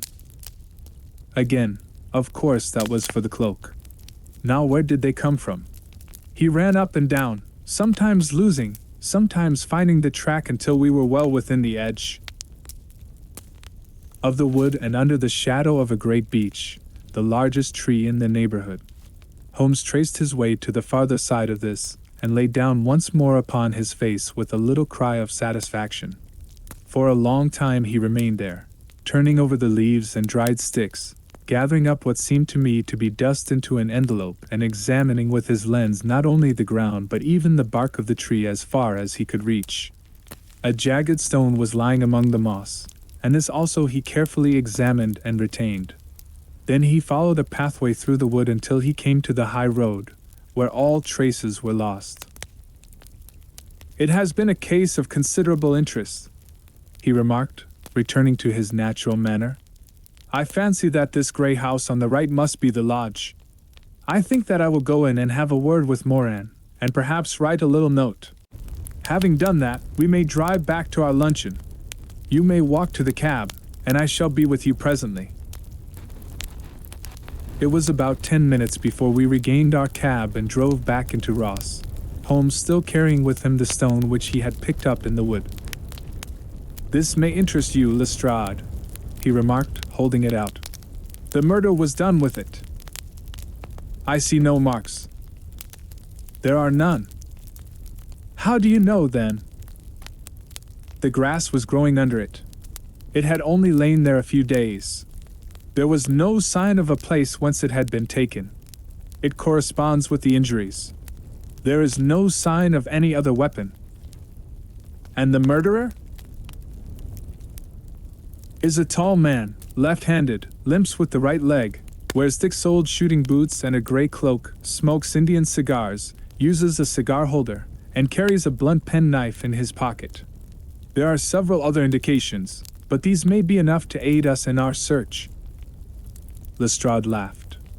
"I am afraid that I am still a skeptic," he said. "Theories are all very well, but we have to deal with a hard-headed British jury." "Nous verrons," answered Holmes calmly. "You work your own method, and I shall work mine. I shall be busy this afternoon, and shall probably return to London by the evening train." "And leave your case unfinished?" "No, finished." "But the mystery?" "It is solved." "Who was the criminal, then?" "The gentleman I describe." "But who is he?" "Surely it would not be difficult to find out. This is not such a populous neighborhood." Lestrade shrugged his shoulders. "I am a practical man," he said, "and I really cannot undertake to go about the country looking for a left-handed gentleman with a game leg. I should become the laughing-stock of Scotland Yard." "All right," said Holmes quietly. "I have given you the chance. Here are your lodgings. Goodbye. I shall drop you a line before I leave." Having left Lestrade at his rooms, we drove to our hotel, where we found lunch upon the table. Holmes was silent and buried in thought with a pained expression upon his face, as one who finds himself in a perplexing position. "Look here, Watson," he said when the cloth was cleared. "Just sit down in this chair and let me preach to you for a little. I don't know quite what to do, and I should value your advice. Light a cigar and let me expound." "Pray do so." "Well, now, in considering this case, there are 2 points about young McCarthy's narrative which struck us both instantly, although they impressed me in his favor and you against him. One was the fact that his father should, according to his account, cry cooey before seeing him. The other was his singular dying reference to a rat. He mumbled several words, you understand, but that was all that caught the son's ear. Now from this double point our research must commence, and we will begin it by presuming that what the lad says is absolutely true." "What of this cooey, then?" "Well, obviously it could not have been meant for the son. The son, as far as he knew, was in Bristol. It was mere chance that he was within earshot. The cooey was meant to attract the attention of whoever it was that he had the appointment with. But cooey is a distinctly Australian cry, and one which is used between Australians. There is a strong presumption that the person whom McCarthy expected to meet him at Boscombe Pool was someone who had been in Australia." "What of the rat, then?" Sherlock Holmes took a folded paper from his pocket and flattened it out on the table. "This is a map of the colony of Victoria," he said. "I wired to Bristol for it last night." He put his hand over part of the map. "What do you read?" "ARAT," I read. "And now?" He raised his hand. "Ballarat." "Quite so." That was the word the man uttered, and of which his son only caught the last two syllables. He was trying to utter the name of his murderer. "So and so of Ballarat." "It is wonderful!" I exclaimed. "It is obvious. And now, you see, I had narrowed the field down considerably. The possession of a grey garment was a third point which, granting the son's statement to be correct, was a certainty. We have come now out of mere vagueness to the definite conception of an Australian from Ballarat with a grey cloak. Certainly. And one who was at home in the district, for the pool can only be approached by the farm or by the estate, where strangers could hardly wander." "Quite so. Then comes our expedition of today. By an examination of the ground I gained the trifling details which I gave to that imbecile Lestrade, as to the personality of the criminal." "But how did you gain them?" "You know my method. It is founded upon the observation of trifles. His height I know that you might roughly judge from the length of his stride. His boots, too, might be told from their traces. Yes, they were peculiar boots. But his lameness? The impression of his right foot was always less distinct than his left. He put less weight upon it. Why? Because he limped. He was lame. But his left-handedness. You were yourself struck by the nature of the injury as recorded by the surgeon at the inquest. The blow was struck from immediately behind, and yet was upon the left side. Now, how can that be unless it were by a left-handed man? He had stood behind that tree during the interview between the father and son. He had even smoked there.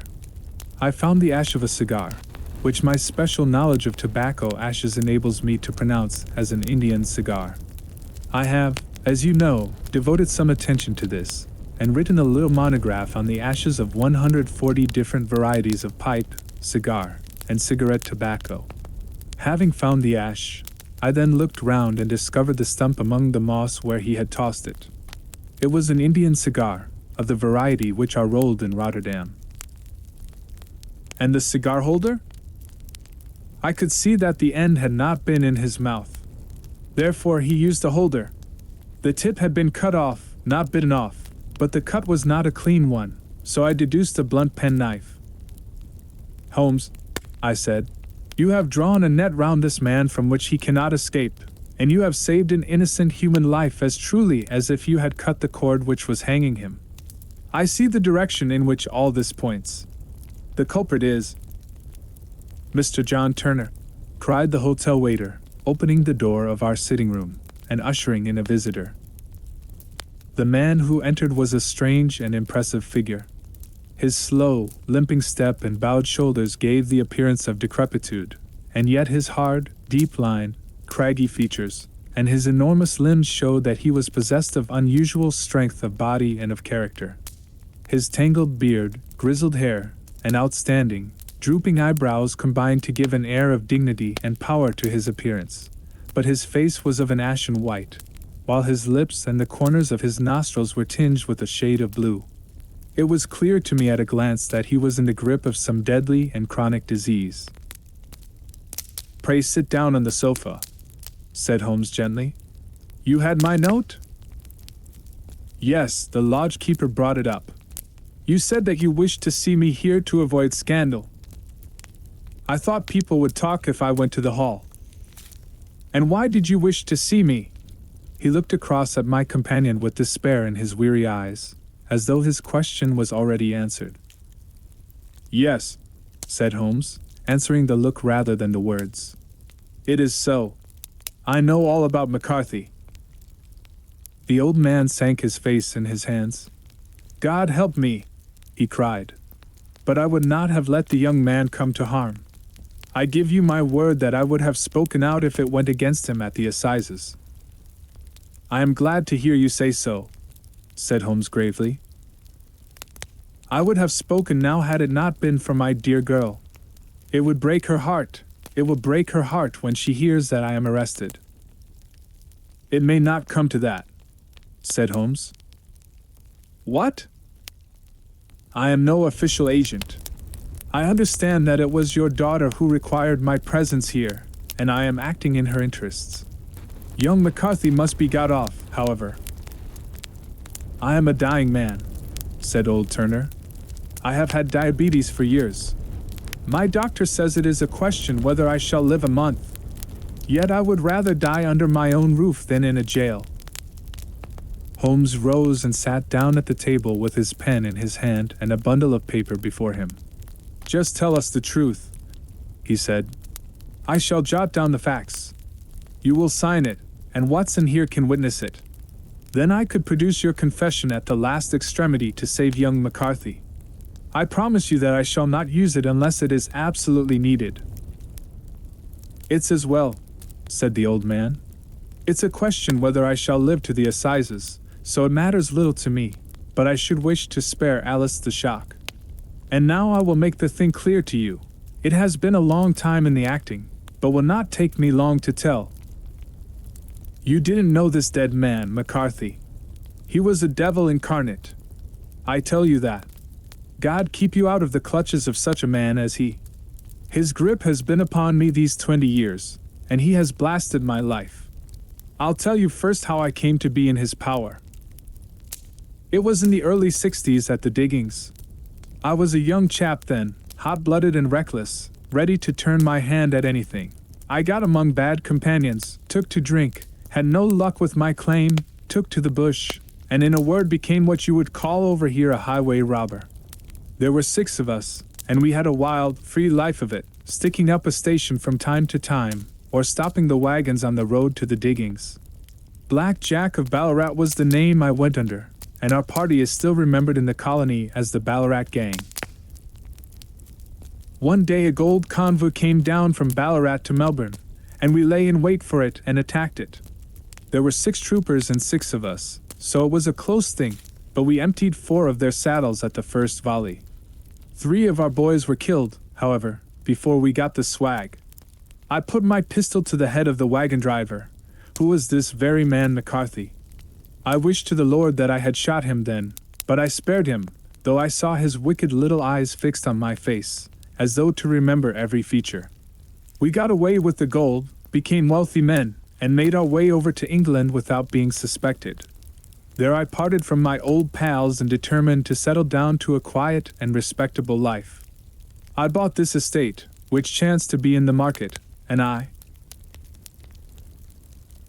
set myself to do a little good with my money, to make up for the way in which I had earned it. I married too, and though my wife died young, she left me my dear little Alice. Even when she was just a baby, her wee hand seemed to lead me down the right path as nothing else had ever done. In a word, I turned over a new leaf and did my best to make up for the past. All was going well when McCarthy laid his grip upon me. I had gone up to town about an investment, and I met him in Regent Street with hardly a coat to his back or a boot to his foot. "Here we are, Jack," says he, touching me on the arm. "We'll be as good as a family to you. There's 2 of us, me and my son, and you can have the keeping of us. If you don't, it's a fine, law-abiding country is England, and there's always a policeman within hail." Well, down they came to the West Country. There was no shaking them off, and there they have lived rent-free on my best land ever since. There was no rest for me, no peace, no forgetfulness. Turn where I would, there was his cunning, grinning face at my elbow. It grew worse as Alice grew up, for he soon saw I was more afraid of her knowing my past than of the police. Whatever he wanted he must have, and whatever it was I gave him without question, land, money, houses, until at last he asked a thing which I could not give. He asked for Alice. His son, you see, had grown up, and so had my girl, and as I was known to be in weak health, it seemed a fine stroke to him that his lad should step into the whole property. But there I was firm. I would not have his cursed stock mixed with mine, not that I had any dislike to the lad, but his blood was in him, and that was enough. I stood firm. McCarthy threatened. I braved him to do his worst. We were to meet at the pool midway between our houses to talk it over. When I went down there I found him talking with his son, so I smoked a cigar and waited behind a tree until he should be alone. But as I listened to his talk all that was black and bitter in me seemed to come uppermost. He was urging his son to marry my daughter with as little regard for what she might think as if she were a slut from off the streets. It drove me mad to think that I and all that I held most dear should be in the power of such a man as this. Could I not snap the bond? I was already a dying and a desperate man. Though clear of mind and fairly strong of limb, I knew that my own fate was sealed. But my memory and my girl, both could be saved if I could but silence that foul tongue. I did it, Mr. Holmes. I would do it again. Deeply as I have sinned, I have led a life of martyrdom to atone for it. But that my girl should be entangled in the same meshes which held me was more than I could suffer. I struck him down with no more compunction than if he had been some foul and venomous beast. His cry brought back his son, but I had gained the cover of the wood, though I was forced to go back to fetch the cloak which I had dropped in my flight. That is the true story, gentlemen, of all that occurred. Well, it is not for me to judge you, said Holmes as the old man signed the statement which had been drawn out. I pray that we may never be exposed to such a temptation. I pray not, sir. And what do you intend to do? In view of your health, nothing. You are yourself aware that you will soon have to answer for your deed at a higher court than the assizes. I will keep your confession, and if McCarthy is condemned I shall be forced to use it. If not, it shall never be seen by mortal eye, and your secret, whether you be alive or dead, shall be safe with us. Farewell then, said the old man solemnly. Your own deathbeds, when they come, will be the easier for the thought of the peace which you have given to mine. Tottering and shaking in all his giant frame, he stumbled slowly from the room. God help us, said Holmes after a long silence. Why does fate play such tricks with poor, helpless worms? I never hear of such a case as this that I do not think of Baxter's words, and say, there, but for the grace of God, goes Sherlock Holmes. James McCarthy was acquitted at the assizes on the strength of a number of objections which had been drawn out by Holmes and submitted to the defending counsel. Old Turner lived for 7 months after our interview, but he is now dead, and there is every prospect that the son and daughter may come to live happily together in ignorance of the black cloud which rests upon their past.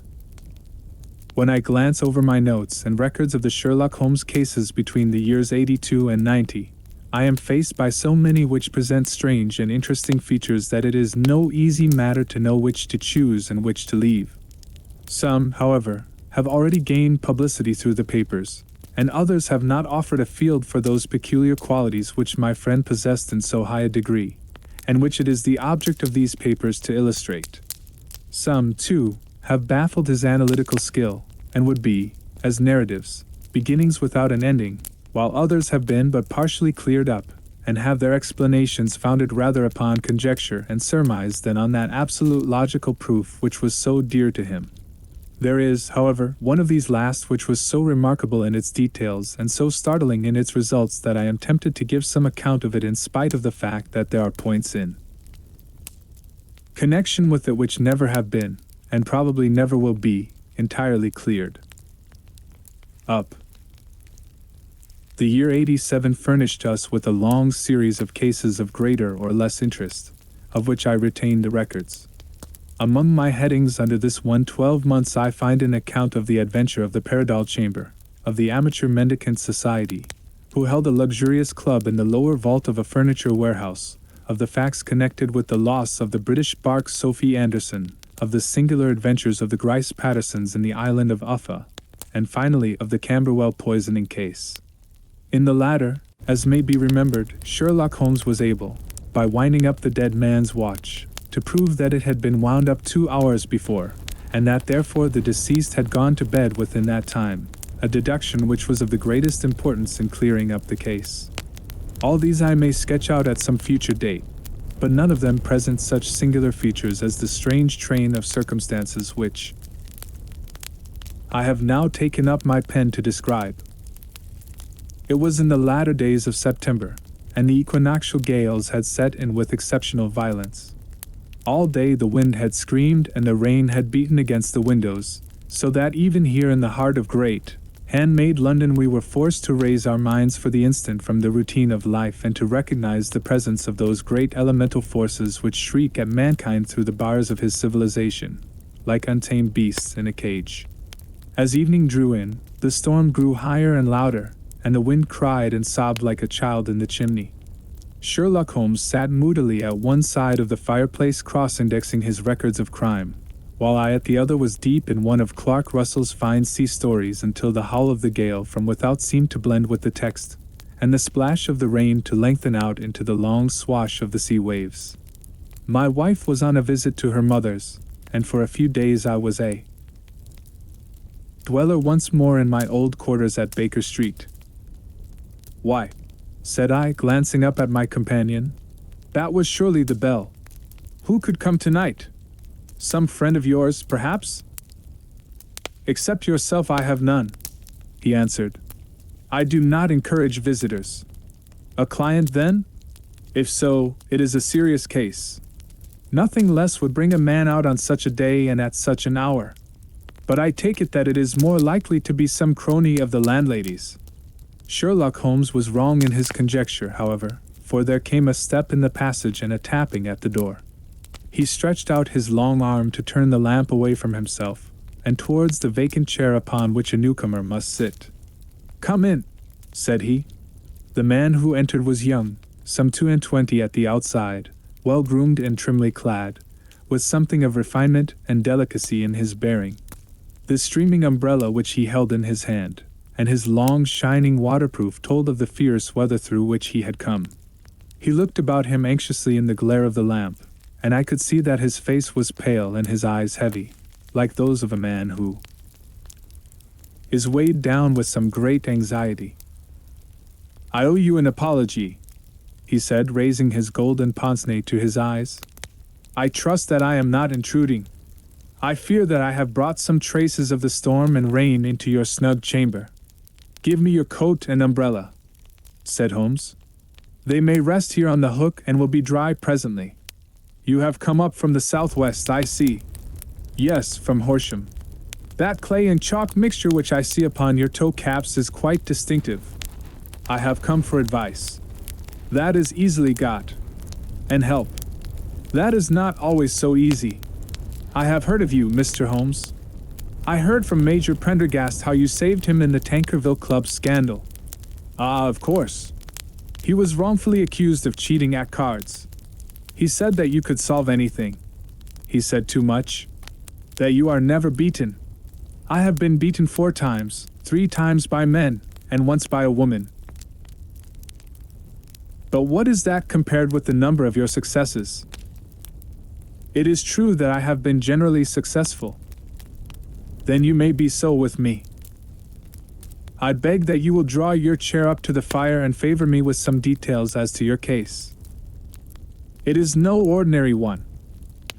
None of those which come to me are.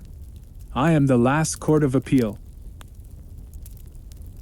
And yet I question, sir, whether, in all your experience, you have ever listened to a more mysterious and inexplicable chain of events than those which have happened in my own family." "You fill me with interest," said Holmes. "Pray give us the essential facts from the commencement, and I can afterwards question you as to those details which seem to me to be most important." The young man pulled his chair up and pushed his wet feet out towards the blaze. "My name," said he, "is John Openshaw, but my own affairs have, as far as I can understand, little to do with this awful business. It is a hereditary matter, so in order to give you an idea of the facts, I must go back to the commencement of the affair. You must know that my grandfather had 2 sons, my uncle Elias and my father Joseph. My father had a small factory at Coventry, which he enlarged at the time of the invention of bicycling.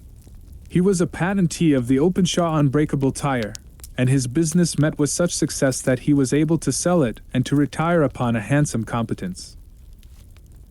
My uncle Elias emigrated to America when he was a young man and became a planter in Florida, where he was reported to have done very well. At the time of the war he fought in Jackson's army, and afterwards under Hood, where he rose to be a colonel. When he laid down his arms, my uncle returned to his plantation, where he remained for 3 or 4 years. About 1869 or 1870 he came back to Europe and took a small estate in Sussex, near Horsham.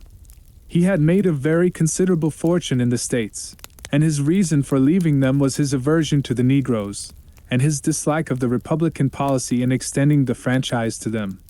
He was a singular man, fierce and quick-tempered, very foul-mouthed when he was angry, and of a most retiring disposition. During all the years that he lived at Horsham, I doubt if ever he set foot in the town. He had a garden and 2 or 3 fields round his house, and there he would take his exercise, though very often for weeks on end he would never leave his room. He drank a great deal of brandy and smoked very heavily, but he would see no society, and did not want any friends, not even his own brother. He didn't mind me. In fact, he took a fancy to me, for at the time when he saw me first I was a youngster of 12 or so. This would be in the year 1878, after he had been 8 or 9 years in England. He begged my father to let me live with him, and he was very kind to me in his way. When he was sober he used to be fond of playing backgammon and draughts with me, and he would make me his representative both with the servants and with the tradespeople, so that by the time that I was 16 I was quite master of the house. I kept all the keys and could go where I liked and do what I liked, so long as I did not disturb him in his privacy. There was one singular exception, however, for he had a single room, a lumber room up among the attics, which was invariably locked, and which he would never permit either me or anyone else to enter. With a boy's curiosity I have peeped through the keyhole, but I was never able to see more than such a collection of old trunks and bundles as would be expected in such a room. One day, it was in March, 1883, a letter with a foreign stamp lay upon the table in front of the colonel's plate.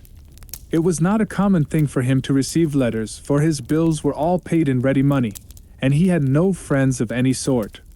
From India, said he as he took it up, Pondicherry postmark. What can this be?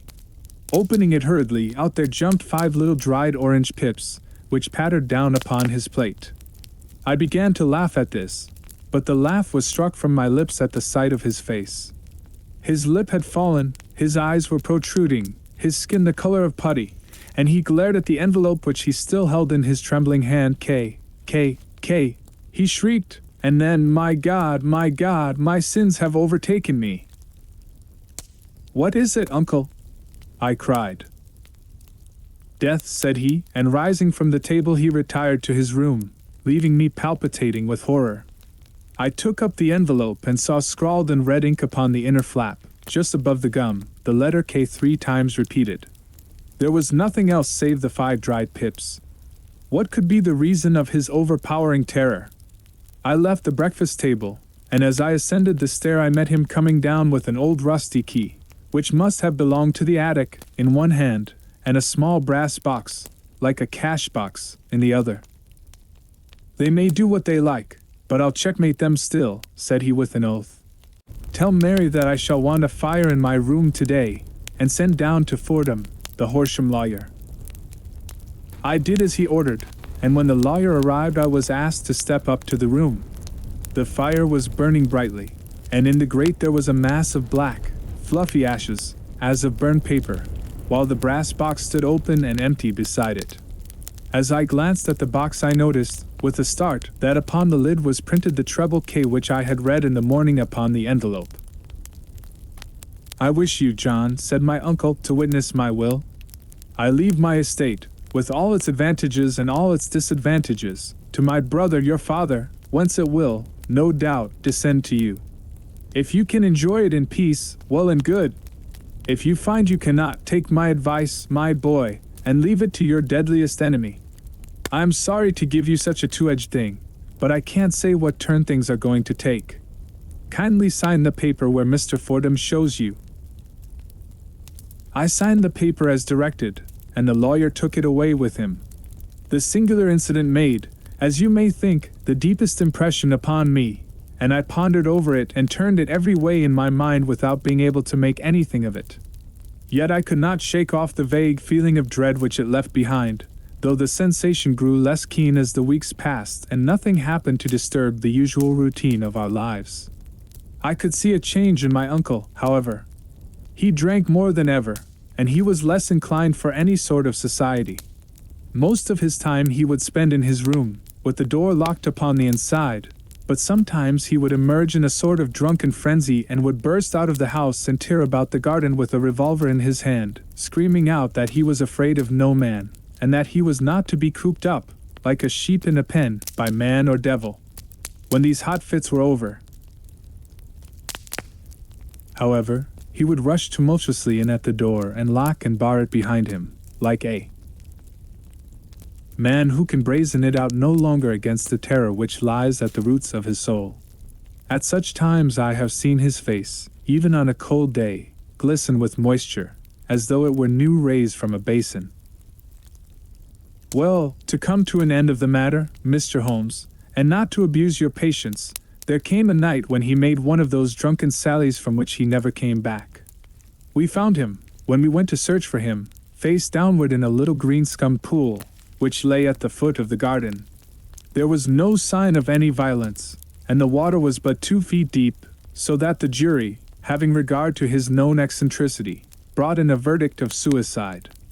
But I, who knew how he winced from the very thought of death, had much ado to persuade myself that he had gone out of his way to meet it.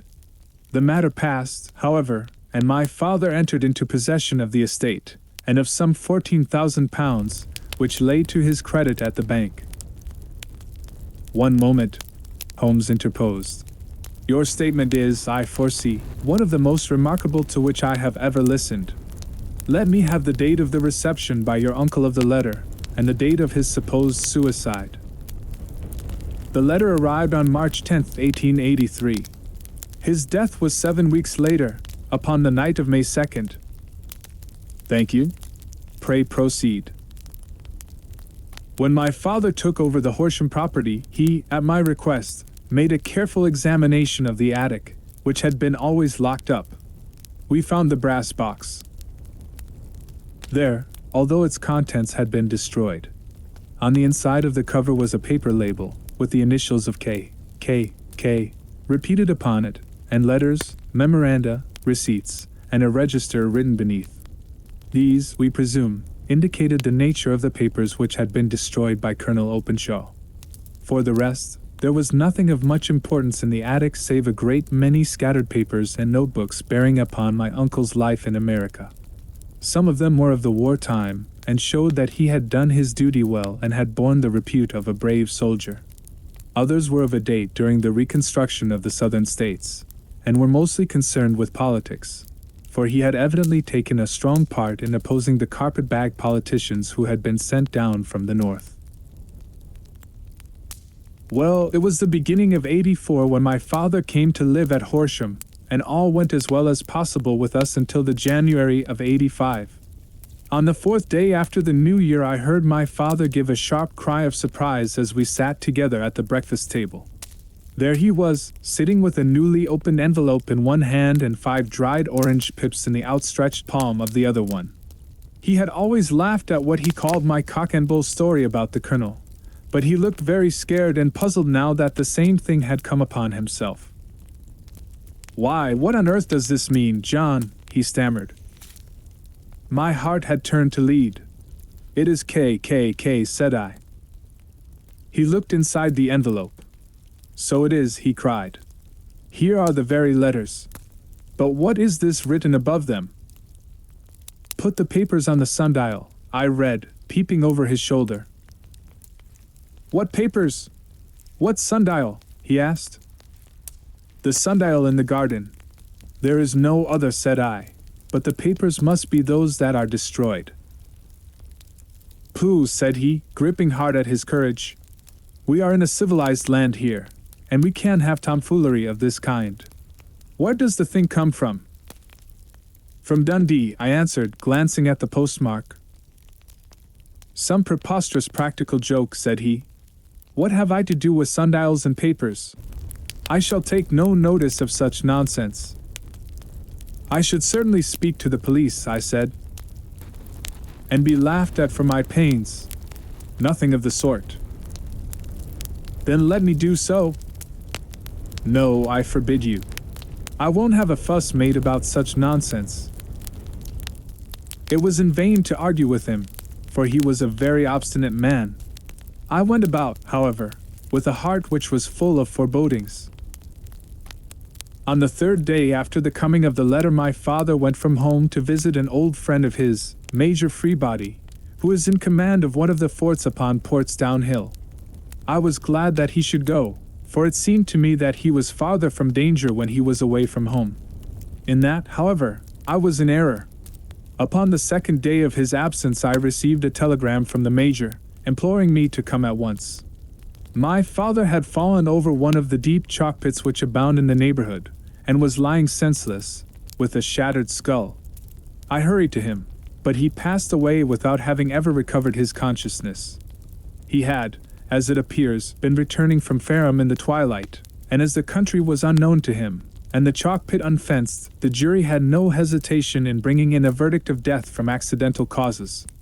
Carefully as I examined every fact connected with his death, I was unable to find anything which could suggest the idea of murder. There were no signs of violence. No footmarks, no robbery, no record of strangers having been seen upon the roads. And yet I need not tell you that my mind was far from at ease, and that I was well nigh certain that some foul plot had been woven round him. In this sinister way I came into my inheritance. You will ask me why I did not dispose of it. I answer, because I was well convinced that our troubles were in some way dependent upon an incident in my uncle's life, and that the danger would be as pressing in one house as in another. It was in January '85 that my poor father met his end, and 2 years and 8 months have elapsed since then. During that time I have lived happily at Horsham, and I had begun to hope that this curse had passed away from the family, and that it had ended with the last generation. I had begun to take comfort too soon, however. Yesterday morning the blow fell in the very shape in which it had come upon my father.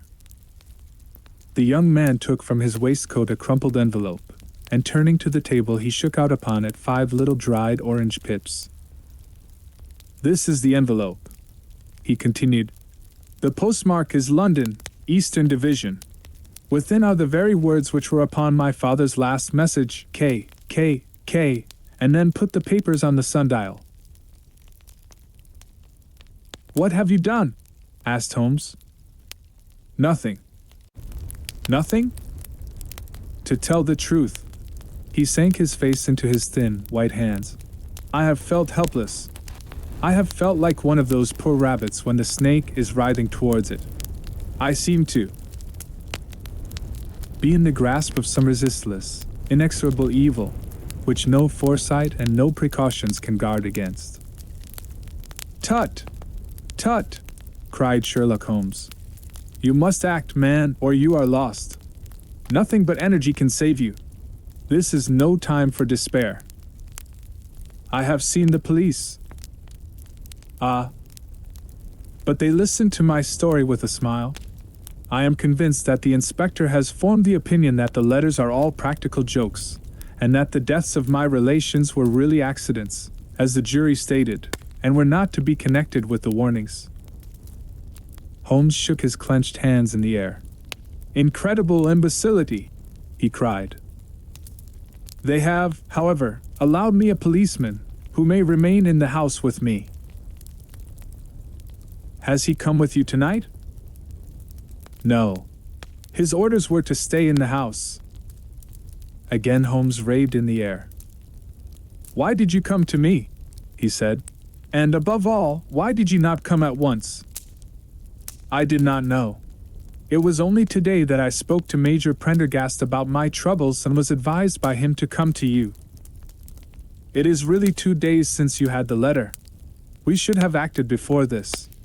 You have no further evidence, I suppose, than that which you have placed before us.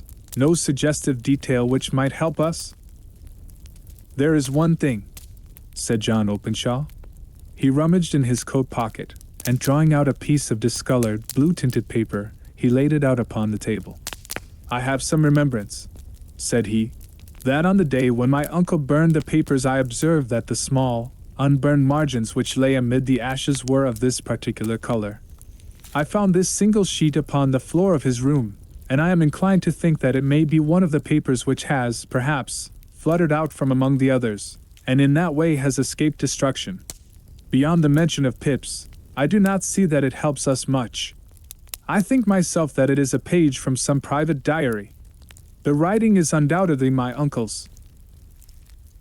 Holmes moved the lamp, and we both bent over the sheet of paper, which showed by its ragged edge that it had indeed been torn from a book. It was headed, "March 1869, and beneath were the following enigmatical notices. 4th, Hudson came. Same old platform. 7th, set the pips on Macaulay, Paramore, and John Swain of St. Augustine. 9th, Macaulay cleared. 10th, John Swain cleared. 12th, visited Paramore. All well. Thank you, said Holmes, folding up the paper and returning it to our visitor. And now you must on no account lose another instant. We cannot spare time even to discuss what you have told me. You must get home instantly and act. What shall I do? There is but one thing to do. It must be done at once. You must put this piece of paper which you have shown us into the brass box which you have described. You must also put in a note to say that all the other papers were burned by your uncle, and that this is the only one which remains. You must assert that in such words as will carry conviction with them.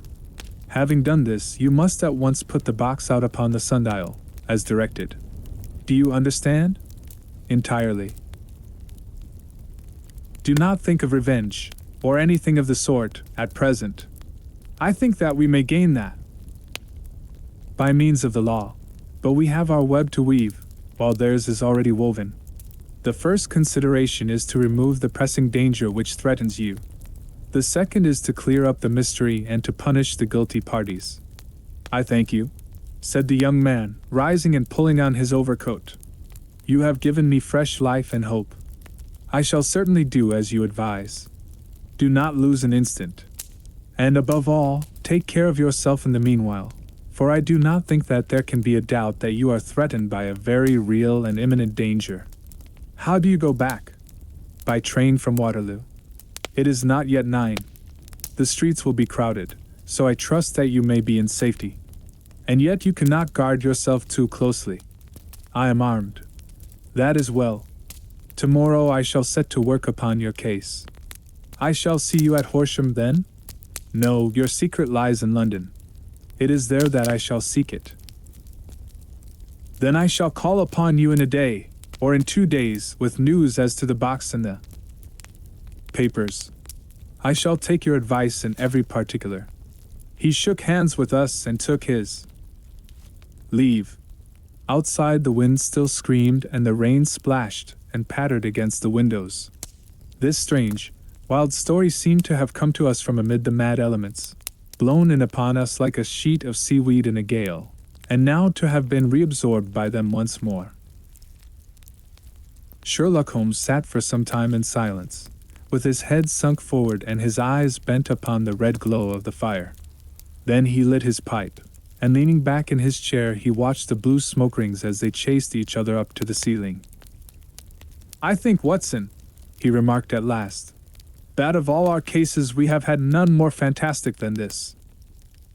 Save, perhaps, the sign of 4. Well, yes.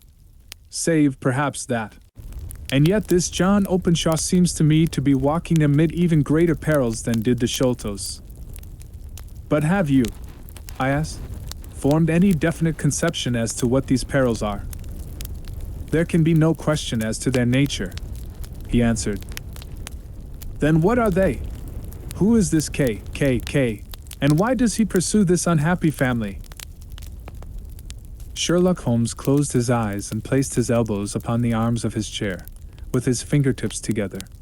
The ideal reasoner, he remarked, would, when he had once been shown a single fact in all its bearings, deduce from it not only all the chain of events which led up to it but also all the results which would follow from it. As Cuvier could correctly describe a whole animal by the contemplation of a single bone, so the observer who has thoroughly understood one link in a series of incidents should be able to accurately state all the other ones, both before and after. We have not yet grasped the results which the reason alone can attain to. Problems may be solved in the study which have baffled all those who have sought a solution by the aid of their senses. To carry the art, however, to its highest pitch, it is necessary that the reasoner should be able to utilize all the facts which have come to his knowledge, and this in itself implies, as you will readily see, a possession of all knowledge, which, even in these days of free education and encyclopedias, is a somewhat rare accomplishment. It is not so impossible, however, that a man should possess all knowledge which is likely to be useful to him in his work, and this I have endeavored in my case to do. If I remember rightly, you on one occasion, in the early days of our friendship, defined my limits in a very precise fashion. Yes, I answered, laughing. It was a singular document. Philosophy, astronomy, and politics were marked at 0, I remember.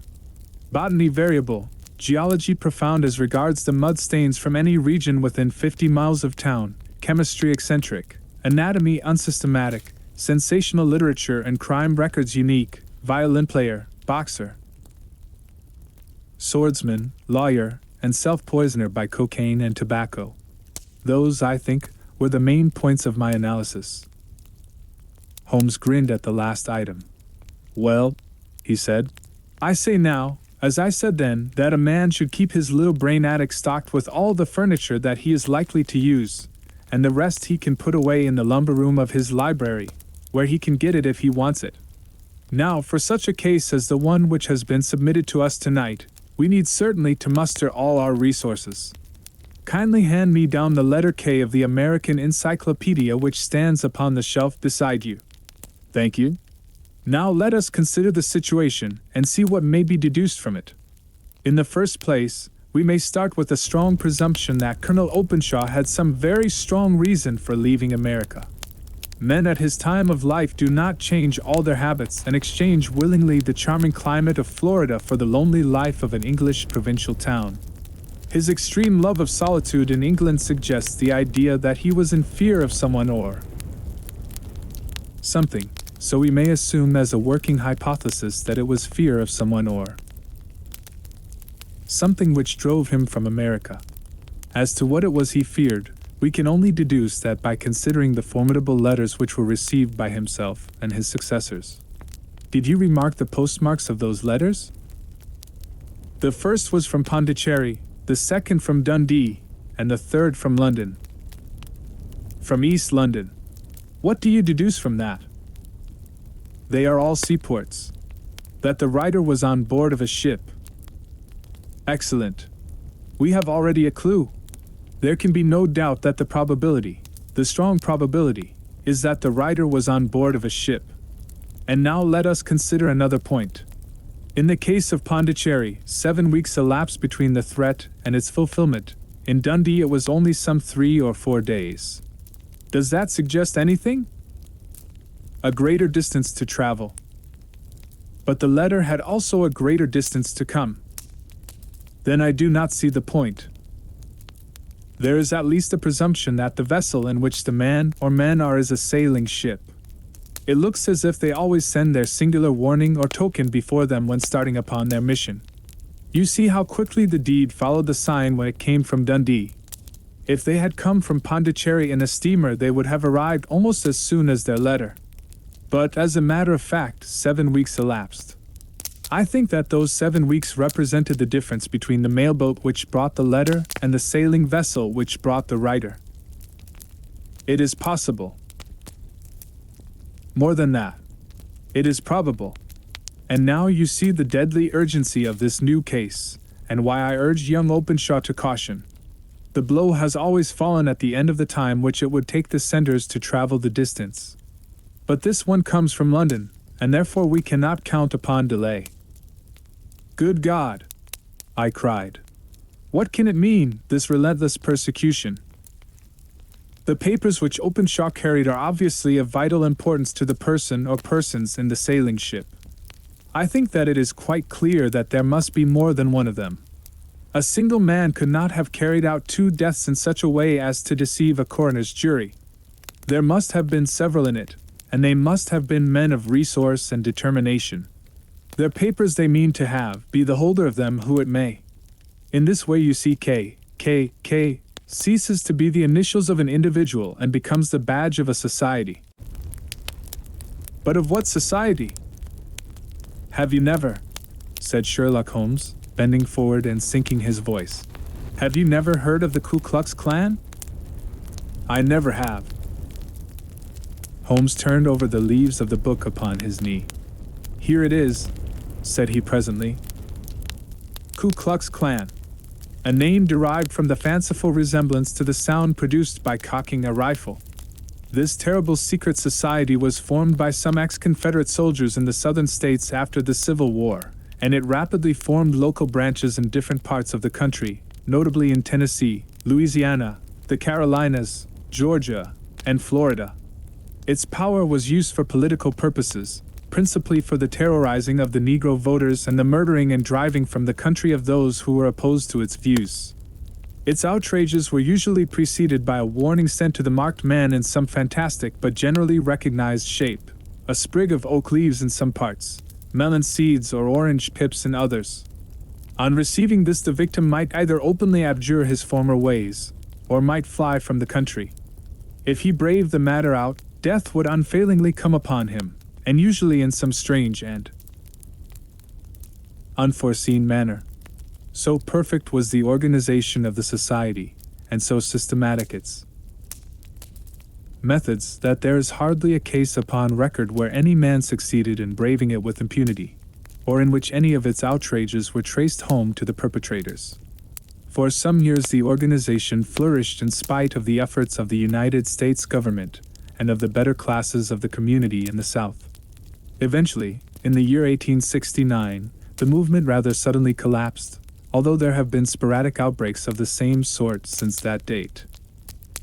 You will observe, said Holmes, laying down the volume, that the sudden breaking up of the society was coincident with the disappearance of Openshaw from America with their papers. It may well have been cause and effect. It is no wonder that he and his family have some of the more implacable spirits upon their track. You can understand that this register and diary may implicate some of the first men in the South, and that there may be many who will not sleep easy at night until it is recovered. Then the page we have seen is such as we might expect. It ran, if I remember right, sent the pips to A, B, and C, that is, sent the society's warning to them. Then there are successive entries that A and B cleared, or left the country, and finally that C was visited, with, I fear, a sinister result for C. Well, I think, Doctor, that we may let some light into this dark place, and I believe that the only chance young Openshaw has in the meantime is to do what I have told him. There is nothing more to be said or to be done tonight, so hand me over my violin and let us try to forget for half an hour the miserable weather and the still more miserable ways of our fellow men. It had cleared in the morning, and the sun was shining with a subdued brightness through the dim veil which hangs over the great city. Sherlock Holmes was already at breakfast when I came down. You will excuse me for not waiting for you, said he. I have, I foresee, a very busy day before me in looking into this case of young Openshaw's. What steps will you take? I asked. It will very much depend upon the results of my first inquiries. I may have to go down to Horsham, after all.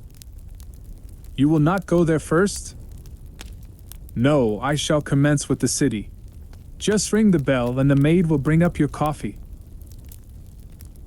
As I waited, I lifted the unopened newspaper from the table and glanced my eye over it. It rested upon a heading which sent a chill to my heart. Holmes, I cried, you are too late. Ah, said he, laying down his cup. I feared as much. How was it done? He spoke calmly, but I could see that he was deeply moved. My eye caught the name of Openshaw, and the heading tragedy near Waterloo Bridge. Here is the account. Between 9 and 10 last night, Police Constable Cook, of the H Division, on duty near Waterloo Bridge, heard a cry for help and a splash in the water. The night, however, was extremely dark and stormy, so that, in spite of the help of several passers-by, it was quite impossible to effect a rescue. The alarm, however, was given, and by the aid of the water police, the body was eventually recovered. It proved to be that of a young gentleman whose name, as it appears from an envelope which was found in his pocket, was John Openshaw, and whose residence is near Horsham. It is conjectured that he may have been hurrying down to catch the last train from Waterloo Station, and that in his haste and the extreme darkness he missed his path and walked over the edge of one of the small landing places for river steamboats. The body exhibited no traces of violence, and there can be no doubt that the deceased had been the victim of an unfortunate accident, which should have the effect of calling the attention of the authorities to the condition of the riverside landing stages. We sat in silence for some minutes, Holmes more depressed and shaken than I had ever seen him. "That hurts my pride, Watson," he said at last. "It is a petty feeling, no doubt, but it hurts my pride. It becomes a personal matter with me now, and if God sends me health, I shall set my hand upon this gang. That he should come to me for help, and that I should send him away to his death." He sprang from his chair and paced about the room in uncontrollable agitation, with a flush upon his sallow cheeks and a nervous clasping and unclasping of his long, thin hands. "They must be cunning devils," he exclaimed at last. "How could they have decoyed him down there? The embankment is not on the direct line to the station. The bridge, no doubt, was too crowded, even on such a night, for their purpose. Well, Watson, we shall see who will win in the long run. I am going out now." "To the police?" "No, I shall be my own police. When I have spun the web they may take the flies, but not before." All day I was engaged in my professional work, and it was late in the evening before I returned to Baker Street. Sherlock Holmes had not come back yet. It was nearly 10 o'clock before he entered, looking pale and worn. He walked up to the sideboard, and tearing a piece from the loaf he devoured it voraciously, washing it down with a long draught of water. "You are hungry," I remarked. "Starving. It had escaped my memory. I have had nothing since breakfast." "Nothing?" "Not a bite. I had no time to think of it." "And how have you succeeded?" "Well, you have a clue?" "I have them in the hollow of my hand. Young Openshaw shall not long remain unavenged. Why, Watson, let us put their own devilish trademark upon them. It is well thought of." "What do you mean?" He took an orange from the cupboard, and tearing it to pieces he squeezed out the pips upon the table. Of these he took 5 and thrust them into an envelope. On the inside of the flap he wrote, "SH4JO." Then he sealed it and addressed it to Captain James Calhoun, Bark Lone Star, Savannah, Georgia. "That will await him when he enters port," said he, chuckling. "It may give him a sleepless night. He will find it as sure a precursor of his fate as Openshaw did before him." "And who is this Captain Calhoun?" "The leader of the gang. I shall have the others, but he first." "How did you trace it, then?" He took a large sheet of paper from his pocket, all covered with dates and names. "I have spent the whole day," said he, "over Lloyd's registers and files of the old papers, following the future career of every vessel which touched at Pondicherry in January and February in '83. There were 36 ships of fair tonnage which were reported there during those months. Of these, one, the Lone Star, instantly attracted my attention, since, although it was reported as having cleared from London, the name is that which is given to one of the states of the Union. Texas, I think. I was not and am not sure which, but I knew that the ship must have an American origin." "What then?" I searched the Dundee records, and when I found that the bark Lone Star was there in January, 85, my suspicion became a certainty. I then inquired as to the vessels which lay at present in the port of London. Yes? The Lone Star had arrived here last week. I went down to the Albert Dock and found that she had been taken down the river by the early tide this morning, homeward bound to Savannah. I wired to Gravesend and learned that she had passed some time ago, and as the wind is easterly, I have no doubt that she is now past the Goodwins and not very far from the Isle of Wight. What will you do then? Oh, I have my hand upon him. He and the two mates are, as I learn, the only native-born Americans in the ship. The others are Finns and Germans. I know, also, that they were all three away from the ship last night. I had it from the stevedore who has been loading their cargo. By the time that their sailing ship reaches Savannah, the mailboat will have carried this letter, and the cable will have informed the police of Savannah that these three gentlemen are badly wanted here upon a charge of murder.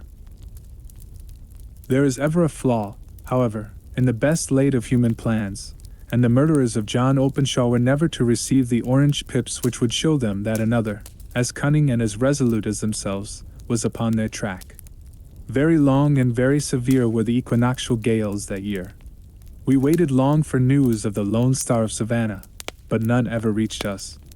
We did at last hear that somewhere far out in the Atlantic a shattered stern post of a boat was seen swinging in the trough of a wave, with the letters L.S. carved upon it, and that is all which we shall ever know of the fate of the Lone Star. I.S.A. Whitney, brother of the late Elias Whitney, D.D., principal of the Theological College of St. George's, was much addicted to opium. The habit grew upon him, as I understand, from some foolish freak when he was at college, for having read De Quincey's description of his dreams and sensations, he had drenched his tobacco with laudanum in an attempt to produce the same effects. He found, as so many more have done, that the practice is easier to attain than to get rid of, and for many years he continued to be a slave to the drug, an object of mingled horror and pity to his friends and relatives.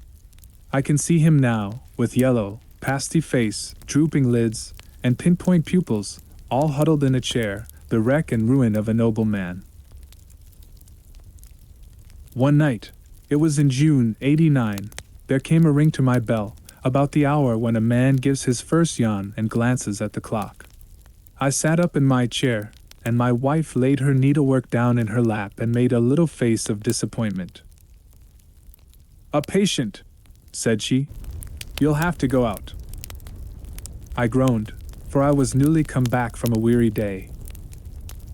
We heard the door open, a few hurried words, and then quick steps upon the linoleum. Our own door flew open, and a lady, clad in some dark-colored stuff, with a black veil, entered the room.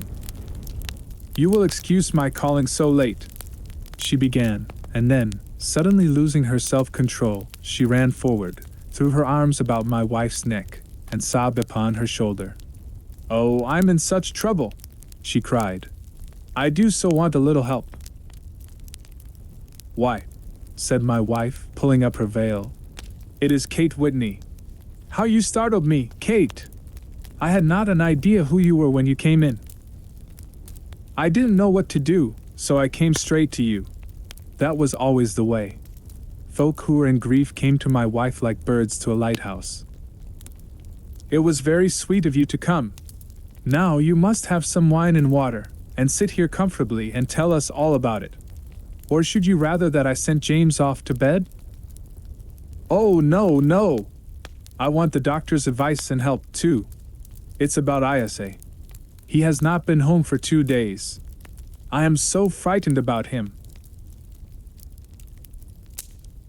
It was not the first time that she had spoken to us of her husband's trouble, to me as a doctor, to my wife as an old friend and school companion. We soothed and comforted her by such words as we could find. Did she know where her husband was? Was it possible that we could bring him back to her? It seems that it was. She had the surest information that of late he had, when the fit was on him, made use of an opium den in the farthest east of the city. Hitherto his orgies had always been confined to one day, and he had come back, twitching and shattered, in the evening. But now the spell had been upon him 48 hours, and he lay there, doubtless among the dregs of the docks, breathing in the poison or sleeping off the effects. There he was to be found, she was sure of it, at the Bar of Gold, in Upper Swandam Lane. But what was she to do? How could she, a young and timid woman, make her way into such a place and pluck her husband out from among the ruffians who surrounded him? There was the case, and of course there was but one way out of it. Might I not escort her to this place? And then, as a second thought, why should she come at all? I was Isa Whitney's medical advisor, and as such I had influence over him. I could manage it better if I were alone. I promised her on my word that I would send him home in a cab within 2 hours if he were indeed at the address which she had given me.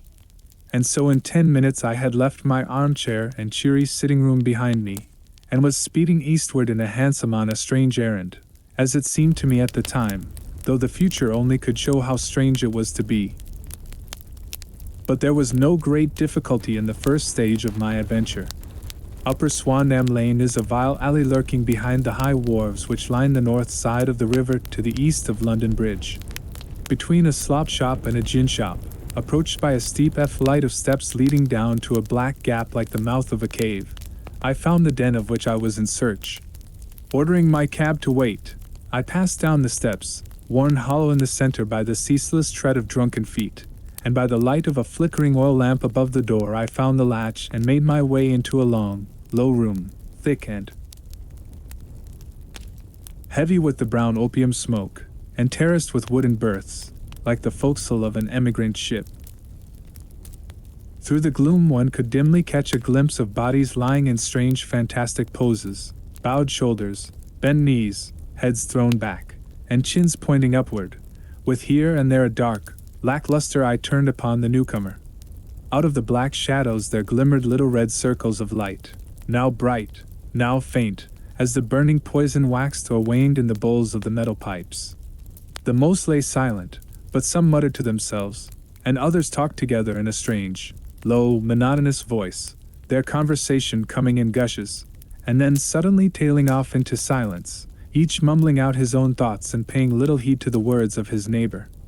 At the farther end was a small brazier of burning charcoal, beside which on a 3-legged wooden stool there sat a tall, thin old man, with his jaw resting upon his 2 fists, and his elbows upon his knees, staring into the fire. As I entered, a sallow Malay attendant had hurried up with a pipe for me and a supply of the drug, beckoning me to an empty berth. "Thank you. I have not come to stay," said I. "There is a friend of mine here, Mr. Isa Whitney, and I wish to speak with him." There was a movement and an exclamation from my right, and peering through the gloom, I saw Whitney, pale, haggard, and unkempt, staring out at me. "My God! It's Watson," said he. He was in a pitiable state of reaction, with every nerve in a twitter. "I say, Watson, what o'clock is it?" "Nearly 11. "Of what day?" "Of Friday, June 19th. "Good heavens! I thought it was Wednesday." "It is Wednesday. What you want to frighten a chap for?" He sank his face onto his arms and began to sob in a high treble key. "I tell you that it is Friday, man. Your wife has been waiting this 2 days for you. You should be ashamed of yourself." "So I am. But you've got mixed, Watson, for I have only been here a few hours, 3 pipes, 4 pipes, I forget how many. But I'll go home with you. I wouldn't frighten Kate, poor little Kate. Give me your hand. Have you a cab?" "Yes, I have one waiting." "Then I shall go in it. But I must owe something. Find what I owe, Watson. I am all off color. I can do nothing for myself." I walked down the narrow passage between the double row of sleepers, holding my breath to keep out the vile, stupefying fumes of the drug, and looking about for the manager.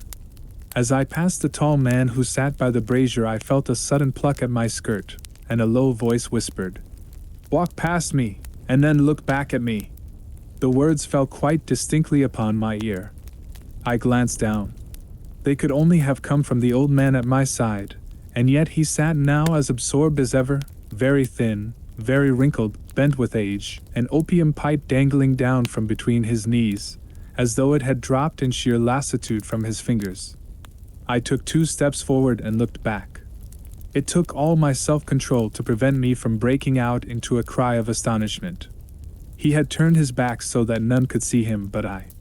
His form had filled out, his wrinkles were gone, the dull eyes had regained their fire, and there, sitting by the fire and grinning at my surprise, was none other than Sherlock Holmes. He made a slight motion to me to approach him, and instantly, as he turned his face half round to the company once more, subsided into a doddering, loose-lipped senility. "Holmes," I whispered, "what on earth are you doing in this den?" "As low as you can," he answered. "I have excellent ears. If you would have the great kindness to get rid of that sottish friend of yours, I should be exceedingly glad to have a little talk with you. I have a cab outside." "Then pray send him home in it. You may safely trust him, for he appears to be too limp to get into any mischief. I should recommend you also to send a note by the cabman to your wife to say that you have thrown in your lot with me. If you will wait outside, I shall be with you in 5 minutes." It was difficult to refuse any of Sherlock Holmes' requests, for they were always so exceedingly definite, and put forward with such a quiet air of mastery.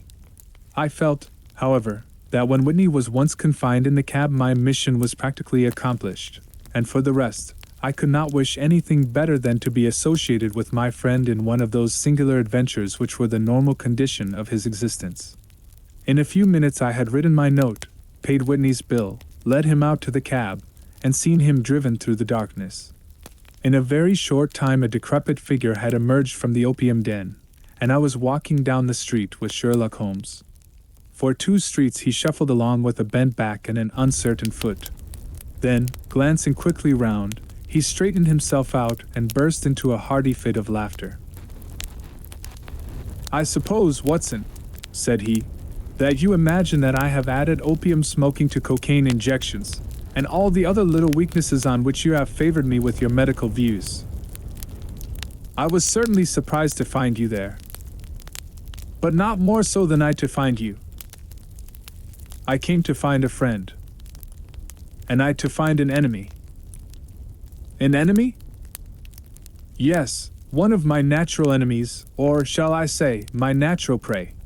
Briefly, Watson, I am in the midst of a very remarkable inquiry, and I have hoped to find a clue in the incoherent ramblings of these sots, as I have done before now. Had I been recognized in that den, my life would not have been worth an hour's purchase, for I have used it before now for my own purposes, and the rascally Lascar who runs it has sworn to have vengeance upon me. There is a trapdoor at the back of that building, near the corner of Paul's Wharf, which could tell some strange tales of what has passed through it upon the moonless nights." "What? You do not mean bodies?" "Aye, bodies, Watson. We should be rich men if we had £1,000 for every poor devil who has been done to death in that den. It is the vilest murder trap on the whole riverside, and I fear that Neville St. Clair has entered it never to leave it more. But our trap should be here." He put his 2 forefingers between his teeth and whistled shrilly, a signal which was answered by a similar whistle from the distance, followed shortly by the rattle of wheels and the clink of horses' hoofs. "Now, Watson," said Holmes, as a tall dog-cart dashed up through the gloom, throwing out 2 golden tunnels of yellow light from its side lanterns. "You'll come with me, won't you? If I can be of use." "Oh, a trusty comrade is always of use, and a chronicler still more so. My room at the Cedars is a double-bedded one." "The Cedars?"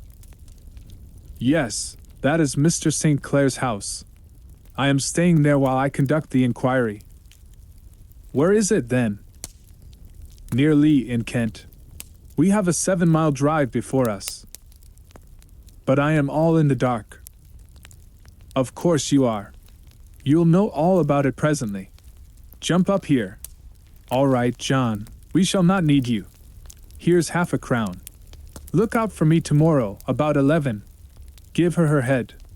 So long, then.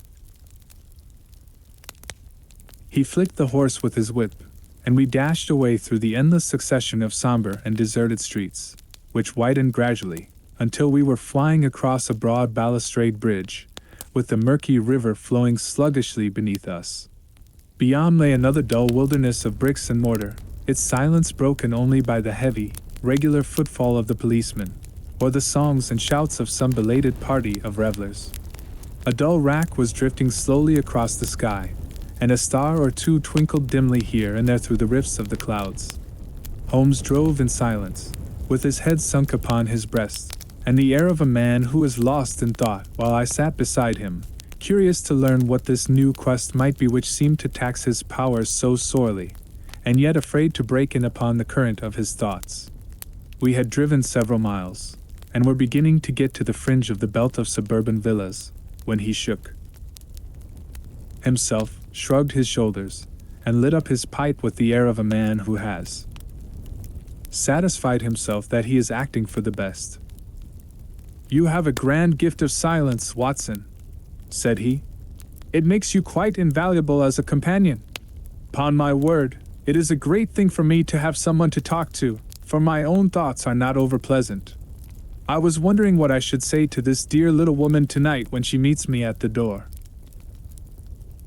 You forget that I know nothing about it. I shall just have time to tell you the facts of the case before we get to Lee. It seems absurdly simple, and yet somehow I can get nothing to go upon. There's plenty of thread, no doubt, but I can't get the end of it into my hand. Now I'll state the case clearly and concisely to you, Watson, and maybe you can see a spark where all is dark to me." "Proceed, then." "Some years ago, to be definite, in May 1884, there came to Lee a gentleman, Neville St. Clair by name, who appeared to have plenty of money. He took a large villa, laid out the grounds very nicely, and lived generally in good style.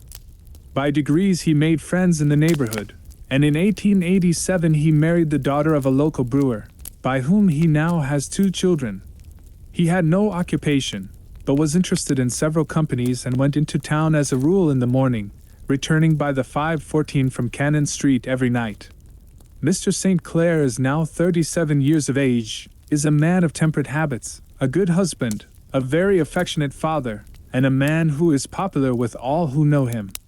I may add that his whole debts at the present moment, as far as we have been able to ascertain, amount to £88 tenths, while he has £220 standing to his credit in the Capital and Counties Bank. There is no reason, therefore, to think that money troubles have been weighing upon his mind. Last Monday Mr. Neville St. Clair went into town rather earlier than usual, remarking before he started that he had 2 important commissions to perform, and that he would bring his little boy home a box of bricks. Now, by the merest chance, his wife received a telegram upon this same Monday, very shortly after his departure, to the effect that a small parcel of considerable value which she had been expecting was waiting for her at the offices of the Aberdeen Shipping Company. Now, if you are well up in your London, you will know that the office of the company is in Fresno Street, which branches out of Upper Swandam Lane, where you found me tonight. Mrs. St. Clair had her lunch, started for the city, did some shopping, proceeded to the company's office, got her packet, and found herself at exactly 4:35 walking through Swandam Lane on her way back to the station. Have you followed me so far? It is very clear. If you remember, Monday was an exceedingly hot day, and Mrs. St. Clair walked slowly, glancing about in the hope of seeing a cab, as she did not like the neighborhood in which she found herself. While she was walking in this way down Swandam Lane, she suddenly heard an ejaculation or cry, and was struck cold to see her husband looking down at her and, as it seemed to her, beckoning to her from a second-floor window. The window was open, and she distinctly saw his face, which she describes as being terribly agitated. He waved his hands frantically to her, and then vanished from the window so suddenly that it seemed to her that he had been plucked back by some irresistible force from behind. One singular point which struck her quick feminine eye was that although he wore some dark coat, such as he had started to town in, he had on neither collar nor necktie. Convinced that something was amiss with him, she rushed down the steps, for the house was none other than the opium den in which you found me tonight, and running through the front room she attempted to ascend the stairs which led to the first floor. At the foot of the stairs, however, she met this Lascar scoundrel of whom I have spoken, who thrust her back and, aided by a Dane, who acts as assistant there, pushed her out into the street. Filled with the most maddening doubts and fears, she rushed down the lane and, by rare good fortune, met in Fresno Street a number of constables with an inspector, all on their way to their beat. The inspector and 2 men accompanied her back, and in spite of the continued resistance of the proprietor, they made their way to the room in which Mr. St. Clair had last been seen. There was no sign of him there.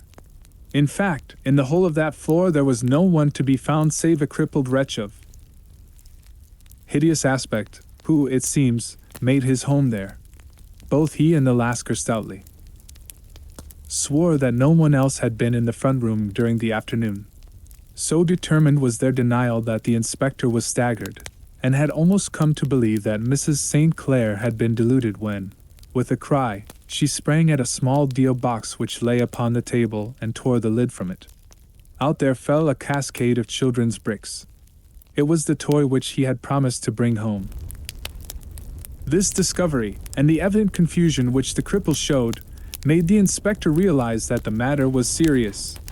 The rooms were carefully examined and results all pointed to an abominable crime.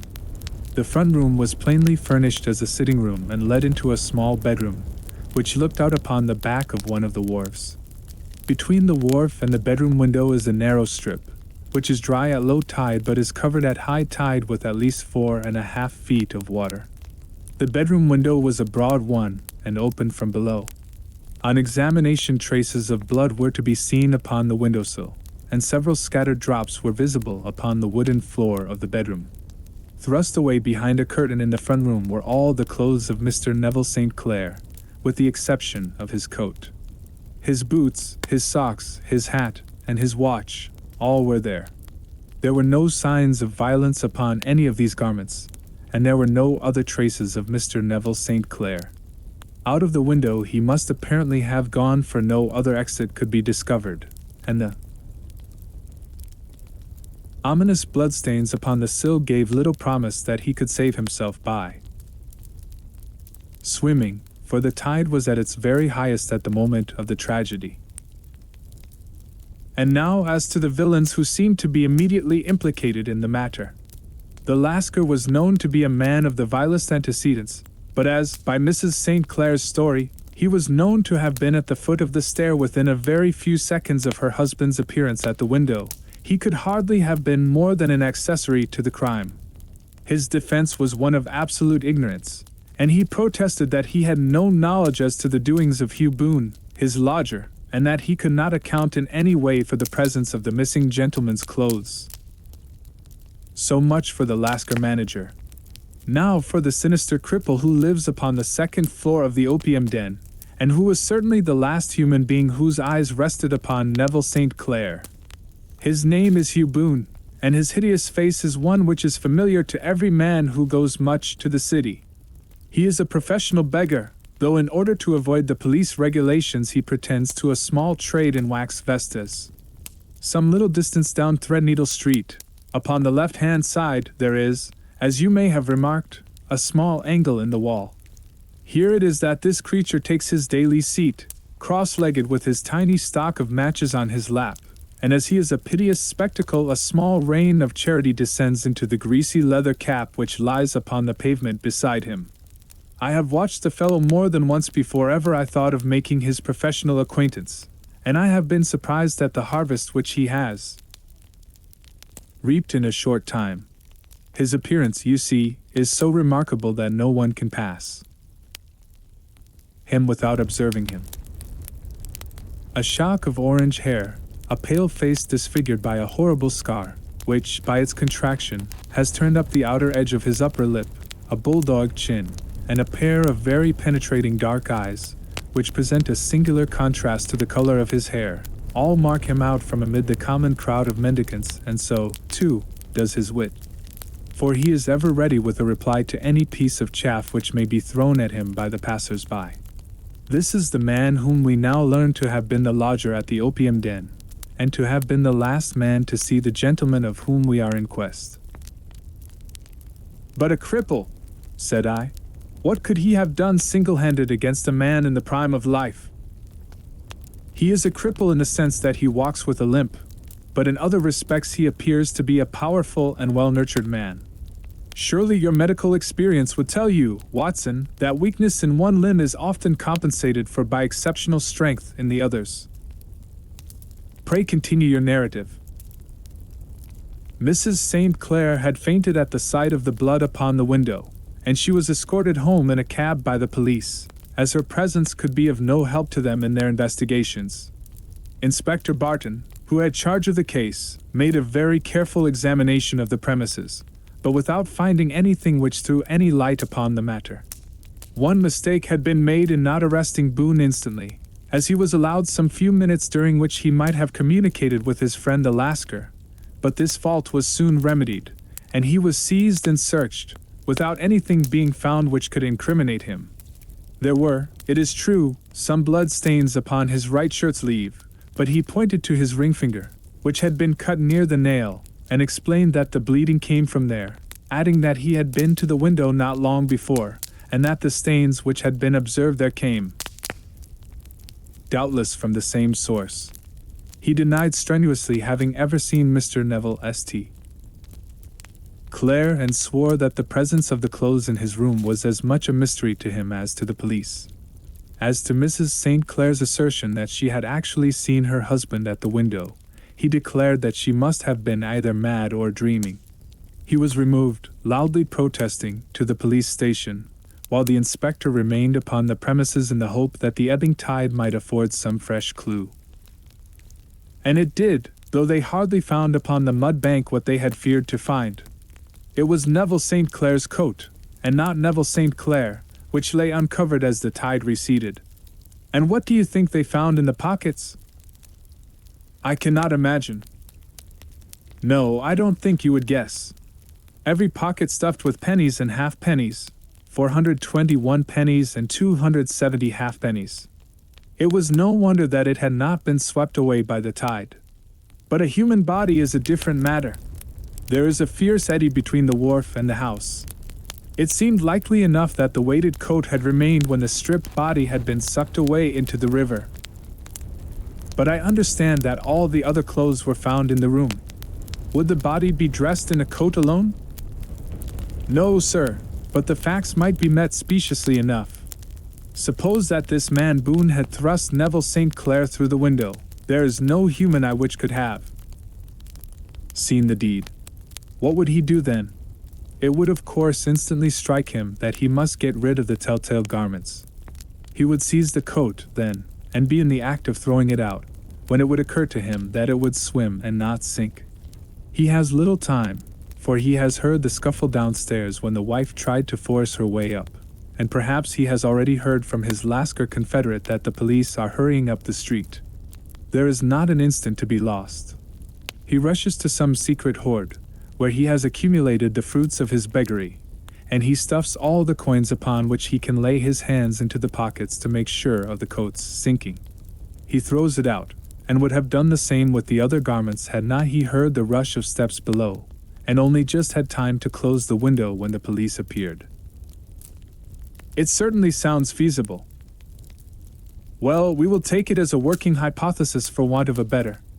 Boone, as I have told you, was arrested and taken to the station, but it could not be shown that there had ever before been anything against him.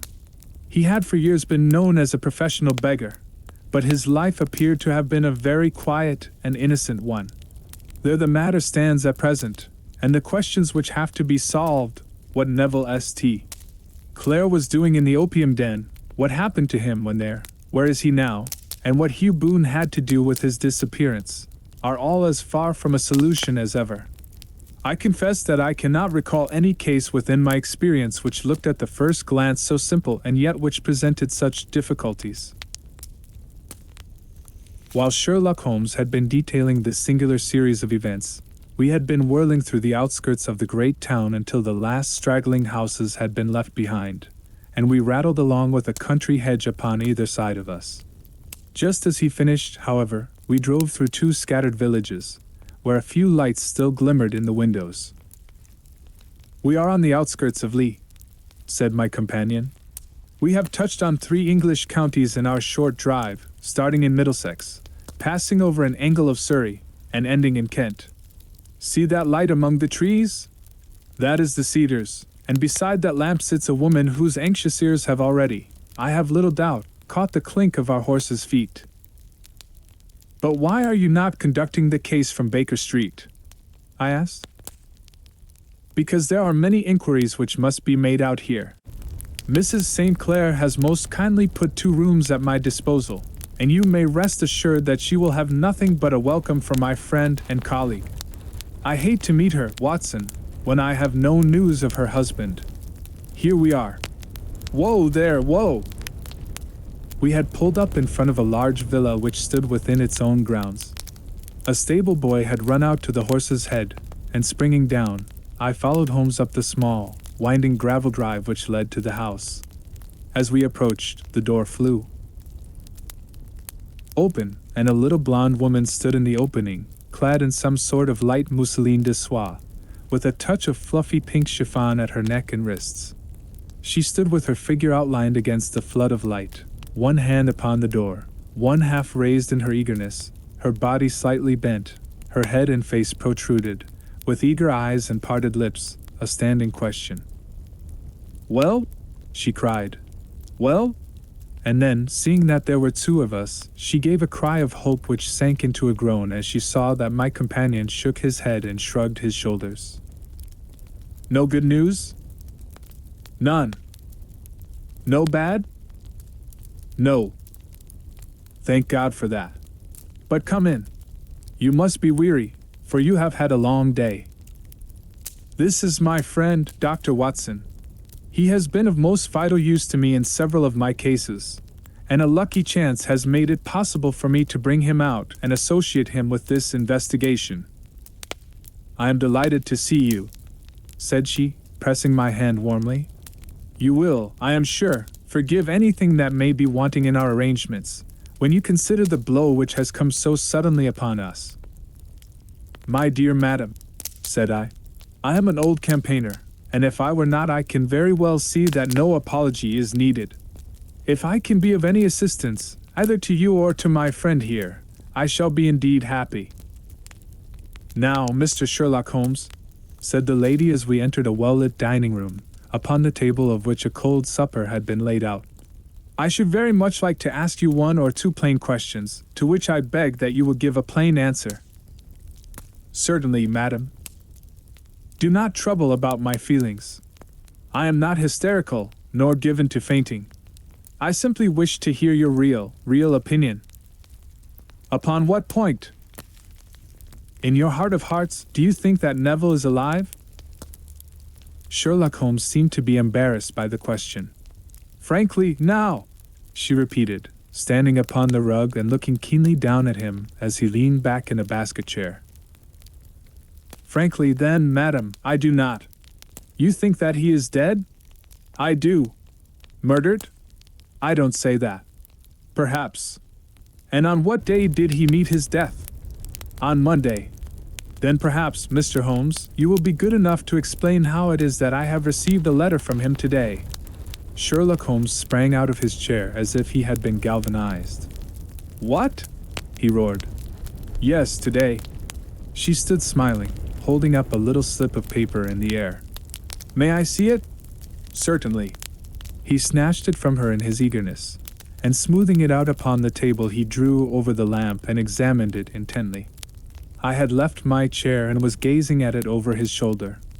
The envelope was a very coarse one and was stamped with the Gravesend postmark and with the date of that very day, or rather of the day before, for it was considerably after midnight. "Coarse writing," murmured Holmes. "Surely this is not your husband's writing, madam." "No, but the enclosure is." I perceive also that whoever addressed the envelope had to go and inquire as to the address.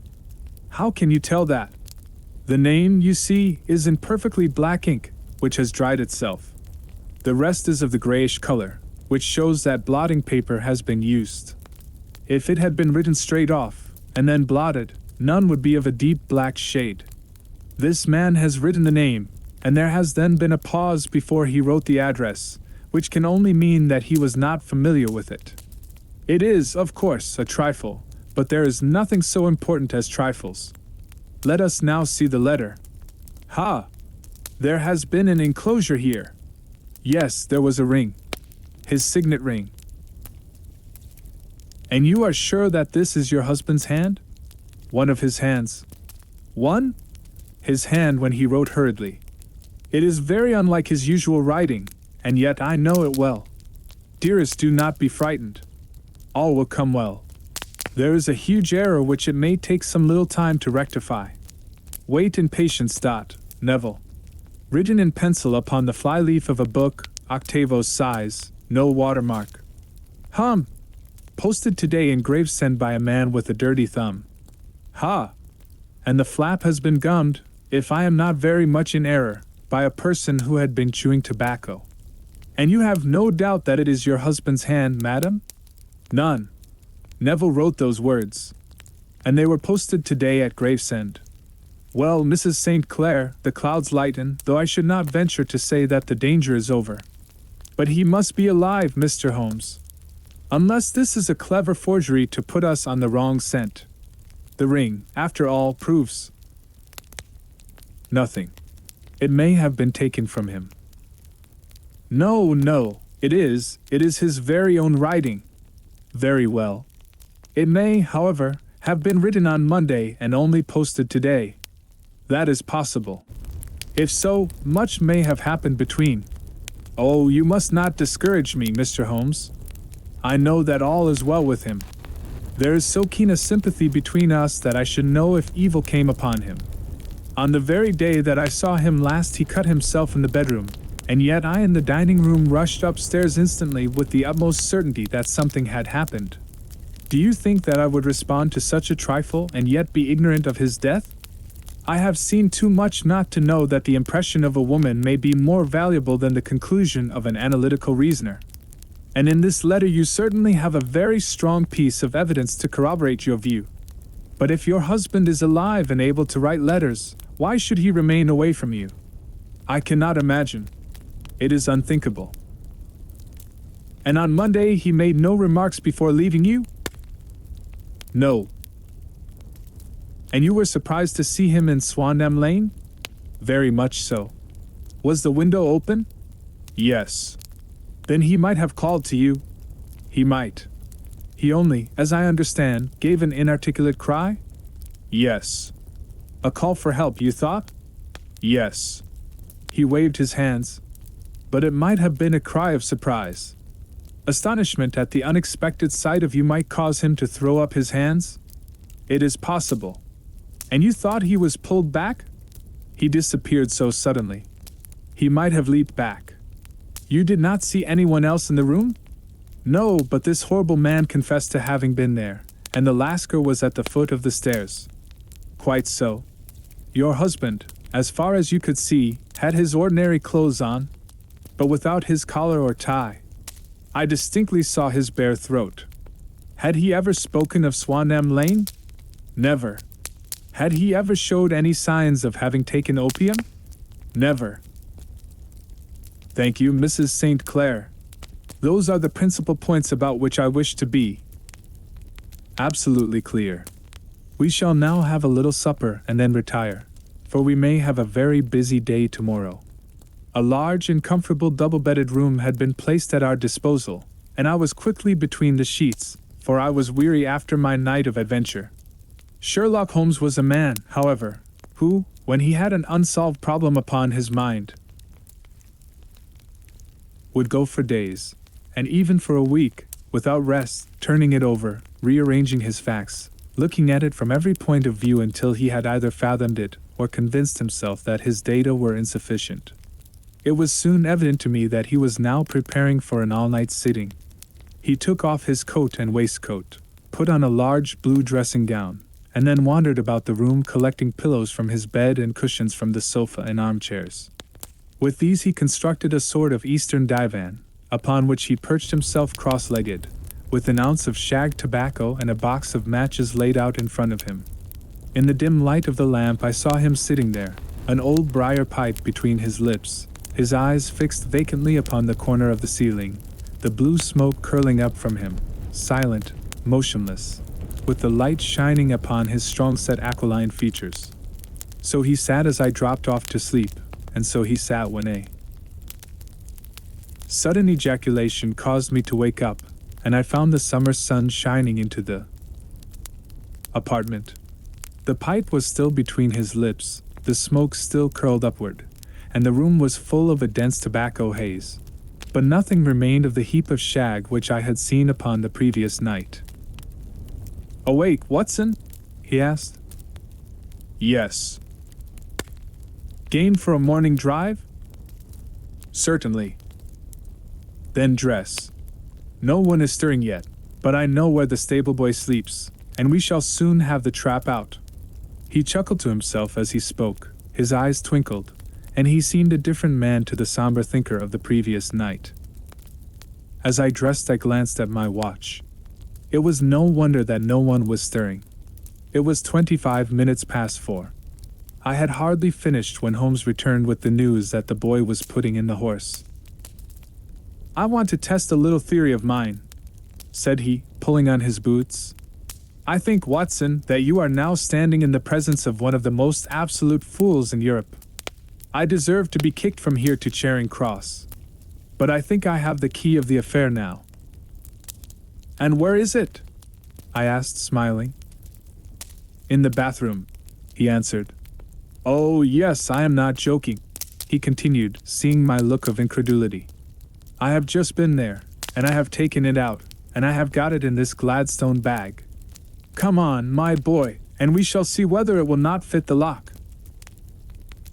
We made our way downstairs as quietly as possible, and out into the bright morning sunshine. In the road stood our horse and trap, with the half-clad stable boy waiting at the head. We both sprang in, and away we dashed down the London road. A few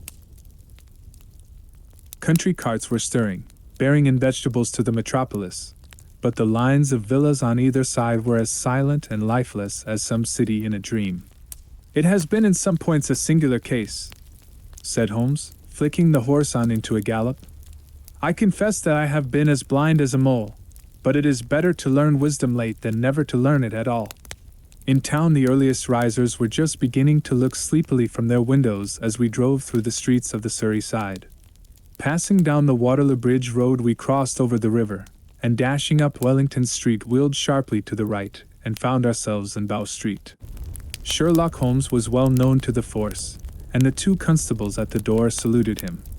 One of them held the horse's head while the other let us in. "Who is on duty?" asked Holmes. "Inspector Bradstreet, sir." "Ah, Bradstreet, how are you?" A tall, stout official had come down the stone-flagged passage, in a peaked cap and frog jacket. "I wish to have a quiet word with you, Bradstreet." "Certainly, Mr. Holmes. Step into my room here." It was a small, office-like room, with a huge ledger upon the table, and a telephone projecting from the wall. The inspector sat down at his desk.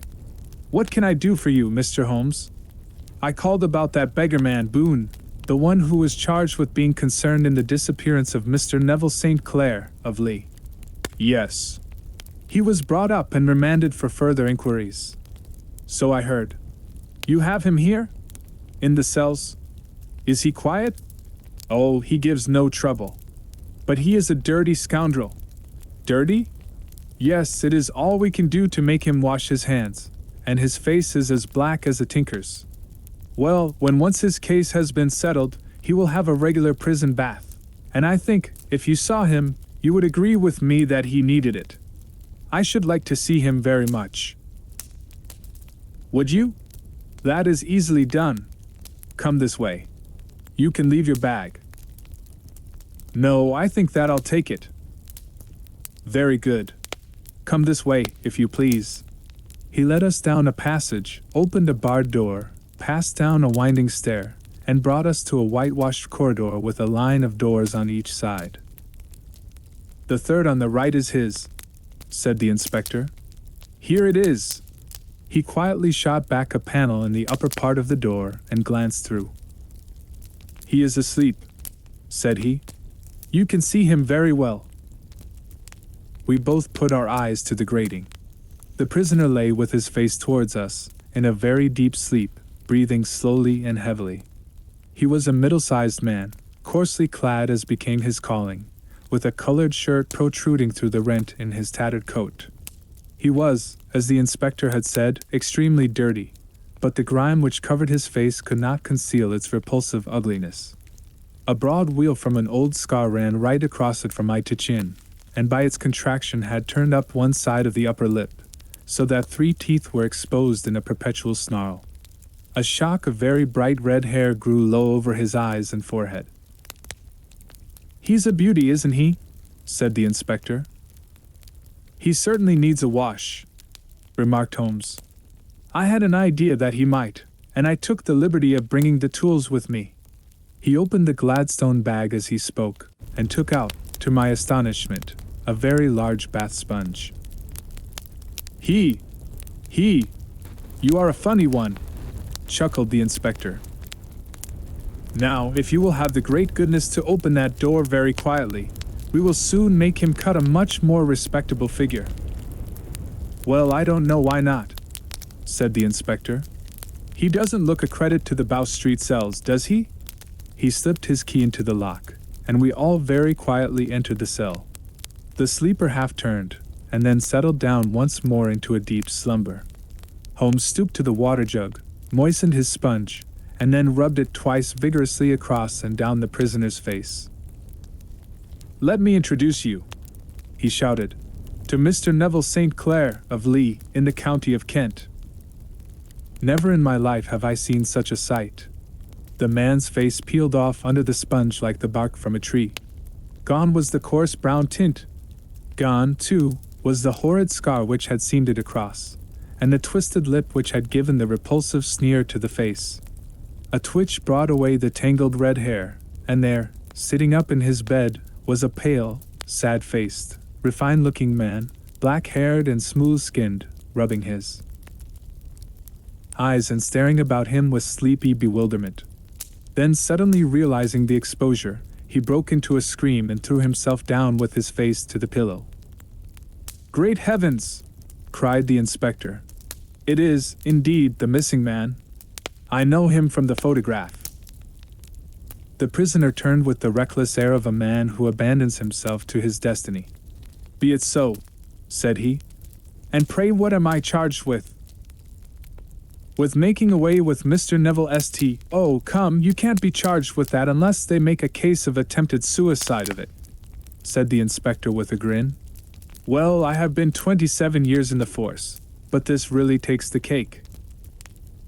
If I am Mr. Neville St. Clair, then it is obvious that no crime has been committed, and that, therefore, I am illegally detained." "No crime, but a very great error has been committed," said Holmes. "You would have done better to have trusted your wife." "It was not the wife, it was the children," groaned the prisoner. "God help me, I would not have them ashamed of their father. My God! What an exposure! What can I do?" Sherlock Holmes sat down beside him on the couch and patted him kindly on the shoulder. "If you leave it to a court of law to clear the matter up," said he, "of course you can hardly avoid publicity. On the other hand, if you convince the police authorities that there is no possible case against you, I do not know that there is any reason that the details should find their way into the papers. Inspector Bradstreet would, I am sure, make notes upon anything which you might tell us and submit it to the proper authorities. The case would then never go into court at all." "God bless you!" cried the prisoner passionately. "I would have endured imprisonment, aye, even execution, rather than have left my miserable secret as a family blot to my children." "You are the first who have ever heard my story," My father was a schoolmaster in Chesterfield, where I received an excellent education. I traveled in my youth, took to the stage, and finally became a reporter on an evening paper in London. One day my editor wished to have a series of articles upon begging in the metropolis, and I volunteered to supply them. There was the point from which all my adventures started. It was only by trying begging as an amateur that I could get the facts upon which to base my articles. When an actor I had, of course, learned all the secrets of making up, and had been famous in the green room for my skill. I took advantage now of my attainments. I painted my face, and to make myself as pitiable as possible I made a good scar and fixed one side of my lip in a twist by the aid of a small slip of flesh-colored plaster. Then with a red head of hair, and an appropriate dress, I took my station in the business part of the city, ostensibly as a match seller but really as a beggar. For 7 hours I plied my trade, and when I returned home in the evening I found to my surprise that I had received no less than 20 SIXS. 4D. I wrote my articles and thought little more of the matter until, some time later, I backed a bill for a friend and had a writ served upon me for £25. I was at my wits' end where to get the money, but a sudden idea came to me. I begged a fortnight's grace from the creditor, asked for a holiday from my employers, and spent the time in begging in the city under my disguise. In 10 days I had the money and had paid the debt. Well, you can imagine how hard it was to settle down to arduous work at £2 a week when I knew that I could earn as much in a day by smearing my face with a little paint, laying my cap on the ground, and sitting still. It was a long fight between my pride and the money, but the dollars won at last, and I threw up reporting and sat day after day in the corner which I had first chosen, inspiring pity by my ghastly face and filling my pockets with coppers. Only one man knew my secret. He was the keeper of a low den in which I used to lodge in Swanham Lane, where I could every morning emerge as a squalid beggar, and in the evenings transform myself into a well-dressed man about town. This fellow, a Lascar, was well paid by me for his rooms, so that I knew that my secret was safe in his possession. Well, very soon I found that I was saving considerable sums of money. I do not mean that any beggar in the streets of London could earn £700 a year, which is less than my average takings, but I had exceptional advantages in my power of making up, and also in a facility of repartee, which improved by practice and made me quite a recognized character in the city. All day a stream of pennies, varied by silver, poured in upon me, and it was a very bad day in which I failed to take £2. As I grew richer I grew more ambitious, took a house in the country, and eventually married, without anyone having a suspicion as to my real occupation. My dear wife knew that I had business in the city. She little knew what. Last Monday I had finished for the day and was dressing in my room above the opium den when I looked out of my window and saw, to my horror and astonishment, that my wife was standing in the street, with her eyes fixed full upon me. I gave a cry of surprise, threw up my arms to cover my face, and rushing to my confidant, the Lascar, entreated him to prevent anyone from coming up to me. I heard her voice downstairs, but I knew that she could not ascend. Swiftly I threw off my clothes, pulled on those of a beggar, and put on my pigments and wig.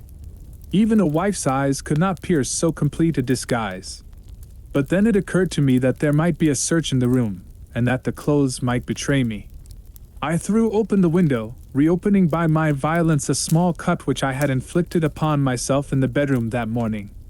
Then I seized my coat, which was weighted by the coppers which I had just transferred to it from the leather bag in which I carried my takings. I hurled it out of the window, and it disappeared into the Thames. The other clothes would have followed, but at that moment there was a rush of constables up the stair, and a few minutes after I found, rather, I confess to my relief, that instead of being identified as Mr. Neville St. Clair, I was arrested as his murderer. I do not know that there is anything else for me to explain. I was determined to preserve my disguise as long as possible, and hence my preference for a dirty face. Knowing that my wife would be terribly anxious, I slipped off my ring and confided it to the Lascar at a moment when no constable was watching me, together with a hurried scrawl, telling her that she had no cause to fear. "That note only reached her yesterday," said Holmes. "Good God! What a week she must have spent!" "The police have watched this Lascar," said Inspector Bradstreet, "and I can quite understand that he might find it difficult to post a letter unobserved. Probably he handed it to some sailor customer of his, who forgot all about it for some days." "That was it," said Holmes, nodding approvingly. "I have no doubt of it. But have you never been prosecuted for begging?" "Many times, but what was a fine to me?" "It must stop here, however," said Bradstreet. "If the police are to hush this thing up, there must be no more of Hugh Boone. I have sworn it by the most solemn oaths which a man can take. In that case, I think that it is probable that no further steps may be taken. But if you are found again, then all must come out. I am sure, Mr. Holmes, that we are very much indebted to you for having cleared the matter up. I wish I knew how you reach your results." "I reached this one," said my friend, "by sitting upon 5 pillows and consuming an ounce of shag. I think, Watson, that if we drive to Baker Street we shall just be in time for breakfast."